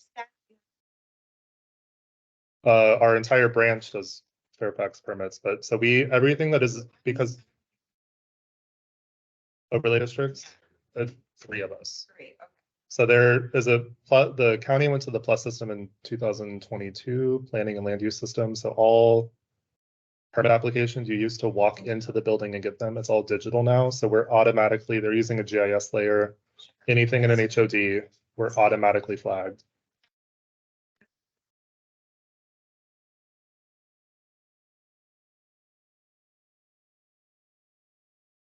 Right, so that there's many instances where an applicant, Think, well, I can get the permit, but and I can change in the field without going back to redo. I mean, I had a lot. so the enforcement question is we have meetings scheduled with the building official who sits in LDS. It is a change. We've had positive feedback that they would be willing. So what's currently happening is we do a conformance check on the permit set to make sure that what is submitted for the permit substantially conforms to what the ARB approved or recommended approval of. The moment that happens and we close it, other disciplines, because it's reviewed by lots of like the fire marshal can require other things or code. And when there's the potential for things to be changed and we don't get reactivated so that is a discussion that is happening now. We have received positive feedback about us being the final review on any permit in an HOD. Oh, I gotta teach. Require like certificate of occupancies, like for these new mansions or whatever. I mean, I don't know how much new construction we see, but like, I know that in the past, when people need their C of O, that's also when landmarks would have to come in and they would have to submit photographs of the completed property and then if need be, site visit. There's currently no mechanism in place for that, but so there was a motion passed, I think in September or October, directing staff to explore enforcement possibilities. Sometimes they have to come back to the board. Yes. Bob De Niro had to come back. He didn't build his penthouse, right? Greenwich Village, and of course was approved because it's Bob De Niro. Yeah, I just feel like that, yeah. Robert De Niro, the actor. She got involved, he's involved. Oh, that's how he presents himself. He wasn't even wearing socks. Anyway. Well, It was approved so- because he knew he didn't have the I money mean, to redo it. So that's some of the things we've been combating. And Yeah. So the first problem was the guidelines and this, No, then we had a so staffing this issue is that, like such a huge overhaul. I can't believe you've been doing this all with the minimal staff. I mean, it's just. It's- doing anything. Daniel right now is carrying the amazing torch, and he's been carrying a torch that others have picked up and carried. And the staff, we have been dealing with staff who I think have been doing an amazing job trying to carry a torch that, I'll just say it, they're not paid enough to carry. Yeah, So, and you don't and even have to go to evening meetings. yeah, No. so, I mean, the fact we're getting this, so it's the fact that we have notes from you on these annotated agendas is just helpful on its own right, to know when someone came back to us. That's just already a best. But I think there should be some flow chart for filing for an amendment, what you need when you file for an amendment to a permit. Yeah, we haven't considered amendments because typically they have to just come back to the ARB, so they'd have to submit whatever has changed. We got nothing to maintain quorum still, even if everyone's going to a restrict. Um, So I'll let you talk. So I just have one more slide of the outline. So this is generally what isn't, not generally, this is what right now is included for every tier. So there's a cover sheet, which is kind of like an abstract. And I'll say part of the reason we're developing it this way is because with the onset of Plus, the plan is now to upload every staff report and a copy of every approval letter and stamped application package that I'm currently distributing to the applicants the week after their appearance into Plus. So in the future, whoever is in my role or in a different role can look up past ARB action and it's all traceable. That's one of the goals of Plus. So the template that we've developed is with that end goal in mind of it being an official record that is living past the time that the board is using it to make a decision. So we have a cover sheet, we have a checklist pulled from that submission matrix, whereas we're processing applications, if it's there, it gets checked yes or no or not applicable. Before the staff report is distributed, if there are things that are lacking, we have that time to communicate to the applicant that they need to get it in by a certain date, or they will not be on the agenda for the month they intend to be on. There will be the map that we're going to be having more streamlined, and then there's a background of the properties, so like construction date, that sort of thing that we can pull from property records. ARB review history, so that is past reviews or workshop appearances for this project, or in instances like the Roby's Mill workshop tonight, where we know that there will be future appearances and reviews required. And then a very brief HOD history, mostly pulled from the design guideline documents. And the applicable zoning ordinance sections, that's pulling from section 3101, which is giving the authority to the ARB. So those sections are pulled into their relevant templates. And then every HOD has its own section of the zoning ordinance, which is also pulled in. And there's a staff analysis. So that's the section where staff is responding to how the proposed project aligns with or deviates from the design guidelines. And as of right now, that is where we're proposing the document stop. And then the ARB is using that in their review process and to make whatever recommendation they make. The staff is not intending to make a recommendation of action. The annotated agenda will continue to have motion language for every possible outcome that is allowed to happen under the zoning ordinance, and that's where that will live. It will not be in the staff report.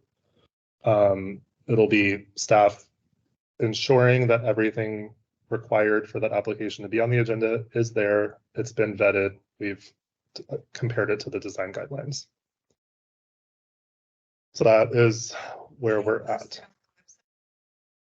You're gonna post the staff reports on the ARB website.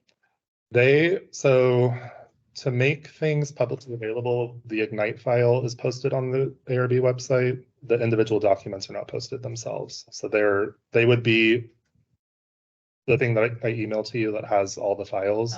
That link is also posted on the website and live for the month. So that's, yes. I don't think that most people do, but that is our way of making things available to the public. So anytime I send something to you, it is posted publicly or shared in that Ignite folder. It'd be the same case with staff reports. We should expect more on this in the future. Yes. Right now, I don't want really anything other than this thing. If there's anything that stands out, I'm welcome to feedback or thoughts, but this is all, like I said, working its way up through the review chain. Just take the time, everyone sleep on it. Think of it. Oh, no, Joe's got some. Two things. Two things. These applications are for approval or for workshop? Approval. We won't be doing a staff report for Well, I'm just gonna get this. So is there an application for workshops? Because like when they come in for a workshop, do they give you something to say, hey, I want to do a workshop, here's my application for workshop? Is there an application for workshops? There is an application in Plus in the same way there is for Action. It just has a different button they select. And then. And the reason why I asked that question is because this gentleman who came in, cousin folks said, and so forth. I mean, dude, the guy's in design development drawings. He's ready to price and build. Right.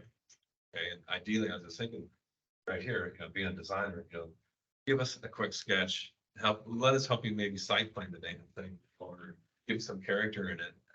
Yes, we're not supposed to design it, but at least temper it a little bit so that we're not being forced fed something that we kind of have to approve, because he's gonna, It's been a lot of he spent a lot of money already. Correct. Well, And that's where the rub's gonna happen with the public versus us. We're the bad guys. Oh my God, you're costing so damn much money. So the workshop is, to me, it's the most paramount type thing. Applications are great, but the workshop needs to be vented a little bit. Maybe it should be required. Everyone should come to a workshop. Well, we I'm tried, Joe. just telling you. We left the workshop door wide open to say, you can come with us to a napkin or with more advanced. So, yeah, plans, but- so Do you that have applicants one-on-one and give your input?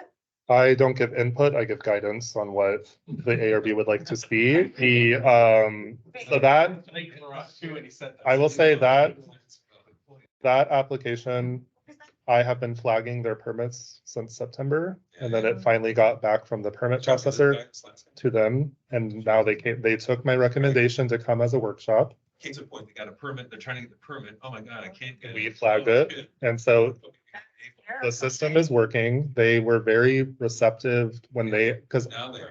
whoever I was flagging was not the homeowner, it was the permit processor.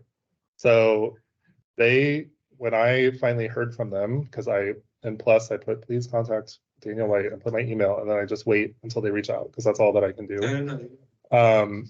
He asked what you would want to see and what sort of things should be in the presentation. And so he gave me a list and I provided feedback on that. So based on previous workshops that have been very productive for the board and applicants. Yeah. But I don't think that we have a mechanism to require workshops or require what is submitted for a workshop. I can recommend that they submit. I always say submit as much as you have and come with as many supporting documents. The applicant needs to, that's part of why this guideline effort, I think, will be helpful. Anyone who's living in one of these, is aware of it, because it is at your risk to pursue a lot of design. And that's where the word early, and so I was like, how often does that appear? Because it was flagged in the archaeology section. But I don't, coming early with a preliminary design plan or a concept design. You have the builder saying, hey, I can get it done in 9 months if I get permit that. Well, you have builders that are not used dealing with local government. Well, there- Yeah, like the woman at the Holland Hills, part of why she's so invaluable is that she's used to presenting to us and she gets things through. She's Exactly. created her career out of it. That's really Right. smart. But this guy that came here tonight, dude, he's having a builder push it down the It's throat. a big county. It's actually really big. Yeah, so the introduction of Plus made permit processing much more streamlined, but there's some detriments where someone can apply for a permit and we never have any communication. Every month, someone applies to appear at the ARB and I've never heard from them. And then I don't meet them until they're in the room, because they just do what the instructions say in the emails that they're getting. So it's a give and take.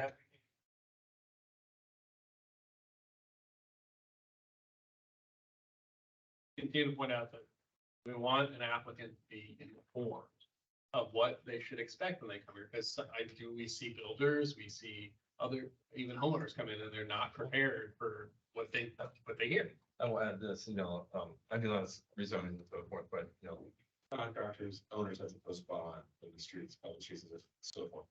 Radical idea. Should the ARB district require a posted bond on any kind of thing you're doing as a percentage value, 0.02%, so that therefore they have to do it and they get their money back after we get there. You're at the cutting edge there, Jeff. Wild innovation. I think we walk this fine line of just, we're probably like the least liked agency in the Or at county. least known. Least known, probably least liked. So it's like, unlike the fire department, which doesn't have to fight a PR battle for fire safety. I think, and Daniel probably can speak to this, like, we have to be likable and palatable and user friendly, but, and otherwise, in fact, like this happened in New York, like the mayor weakened the landmarks law. Yeah. Because They have it the developers and the community, whatever, they lobbied so hard. So like, we can't take it for granted that like, and you guys worked so hard for this law that like, we can't take it for granted that like we exist. And so, anyway. Some of it is also advocating your own, or speaking with your own supervisor's office when tuition comes up. Eventually, we get to new business. A lot of, Sam and I have done a lot of that in Reston, in particular, involving my cans, and there's one item for new business, and John has something to, I said. I That's know, not, yeah. I know. Well, it came up in between. Okay. New business. So, did you have something on this one, John, or do you want me to? On this one, but kind of further back in the thing, all of a sudden occurred to me that all of these public meetings that are coming up, who's responsible for taking the notes? And if it is us, do we have the budget? In other words, when we put the budget in this year, do we put in for all of these public meetings? To pay the recording secretary. The design guideline meetings, I think they'll be recorded, which is documentation of what was discussed at the meeting. That is my understanding. There will not be, we will try to limit attendance to 2 members if anyone is attending. So there's a forum that requires official minutes. And then those will be probably kept internally. So that we'll have them should they be requested, but I really appreciate all this effort, and I think we all can say that. Yeah, it's Yeah. very But- sophisticated. We're gonna be like. I just want to that's make sure that it's what we have. fruitful. Because, dude, I get frustrated when you sit here 10, 11 o'clock, midnight. Midnight. Stuff, and they're good times, dude. Yes. It gets very frustrating. Alright. when We spend our time here and it doesn't get done. Yeah. like we thought we were. That's what's funny about this. Right. You guys just. When we were complaining, I think rightfully about, I think this is the antithesis. This is what is organizing us. Yeah. to Make things productive and efficient for everybody. And I think this other is great. agencies. And I shouldn't just, Daniel, I know it's you, but it's all Heritage staff. You Mhm. all are doing fantastic. These two, I mean, it's like, that you guys are carrying this effort. It's great. thank you. Thank you. New business, I'm gonna just throw it out here right now. Reston, many of you have already heard about the issues Reston was having with schooling. With the what? With Lake Ann, Relac. So Lake Ann has its own cooling plant that actually provides air conditioning. Not just like, Yeah, but the condominiums and other structures as well. So just recently in the news, and I think Daniel shared this, the company or the entity that managed it was like, hey, next cooling season, we're out. So no air conditioning for buildings like Henry House and other structures that were designed to have this system doing the cooling. That kind of fell apart. And then a cooperative was formed to take over it for next year. The supervisor reached out and asked me to sit on a work group of folks to help think of solutions, think dreadful ideas like, air conditioning units, and windows and things like that. They're now doing it again. They've invited, but now with new solutions. So that's one item that I've been tapped, and they may have reached out to Samantha too, because we're both in that supervisor's district. This is an example of a supervisor recognizing the ARB is a resource. So we've been asked to take part in that work group. Additionally, you will recall, we had a business owner come to us to install an HVAC unit in their business. She actually, it's her, right? Correct? Yes. She actually reached out wanting to have a lunch with me and another ARB member to discuss some of the issues facing some of these units. And kind of have a one-on-one conversation, an informal conversation, and well, we haven't had it. So they asked, and I worked with Daniel, and I think right now the suggestion is that Mr. Burns and I would go, particularly because Samantha, I didn't want to pull you out of it, but I think John has a very strong view on Lake Ann, and I think having his perspective there You win. would be very helpful. And so they've invited us out there, as well as some other business owners, I believe is what they were saying they wanted to have. We said we would pay for our own lunch, to be very clear about that. But we wanted to make sure that the board was in support of that, us kind of attending that, what we first have a conversation with some of the businesses at Lake Ann to talk about some of the challenges they're facing, because as we've seen before, we have mechanical duct coming out of the window and going straight up the side of the building. We've had various problems there, so. Great. Well, we wanted to- Thanks for doing I it. saw the announcement about relaxing, but thought to myself, oh my God, So, applications we will be seeing. so we've got a lot of things going on at Lake Ann. The business owners reached out, as well as the supervisor's office is engaging the board. But I wanted you all to be aware of that, as well as advocate for the fact that I think John and I might go have a lunch date with them to talk with them about that. The concern I had is that, from my knowledge, that does not include residents. No. Residential owners, and I think there are way more residential owners than there are business owners. So this represents a vignette of interest. Now, probably the business owners have heavier AC demands than the residences would, but nevertheless, that's. If the residents aren't at the table, we're only talking. Well, they said that Relac was failing because so many people had opted out of it. And so many people also weren't paying their bills because they can't close off the air to a unit. Oh. So yeah, That's a loophole. that was my understanding as well. There are two discussions happening. One, the supervisor is bringing together several boards, commissions, and authorities to brainstorm solutions, because this obviously, and Supervisor Alcorn recognizes that this is an HOD. I kind of hammered that into him. But this is something that's a constraint. And so our voice is going to be at the table. That's a good thing there. The business owner one is at least the first conversation. We've reached out to LARCA, the larger representative, before. They have not been very receptive to those kind of conversations with us. So it's hard to get that kind of feedback. I wanted to make that clear that was something outreach that was happening, and that I don't think we'll have DPD there at this current moment, because it seems like they really want to meet with us, but we might. Daniel's kind of helping liaison that conversation right now. All right, John, I always leave a slot for you. New updates. No, I only would thank you for the brief moment of silence to honor Richard Pierce. That's that. One of the things that he did frequently in these meetings is he would come with a colored piece of paper for everyone that would have a good quote about preservation, philosophy or whatever, and such, and those will always stick in my mind. And he was a very early, strong advocate for that. No question. You worked on the 1991 guidelines. Yeah, and Bruce Kravitsky. Yeah, but that was a big effort to get them to be able to do it. When I found out about that, I thought about those you would have a little colored sheet of paper and each of our spots, and it would have a quote. Sometimes it would even be a quote from one of these meetings from long ago. He seemed to have sometimes. They were always insightful. And he was very intimidating as an individual, but hard to. So Scott Wetmans. Yeah. I was gonna say that, I had the pleasure of working with him, after he left he came to my office and said, hey, let's do a Peace Corps memorial competition in DC. So we did that. And, so we were one of 100 and something. We did not.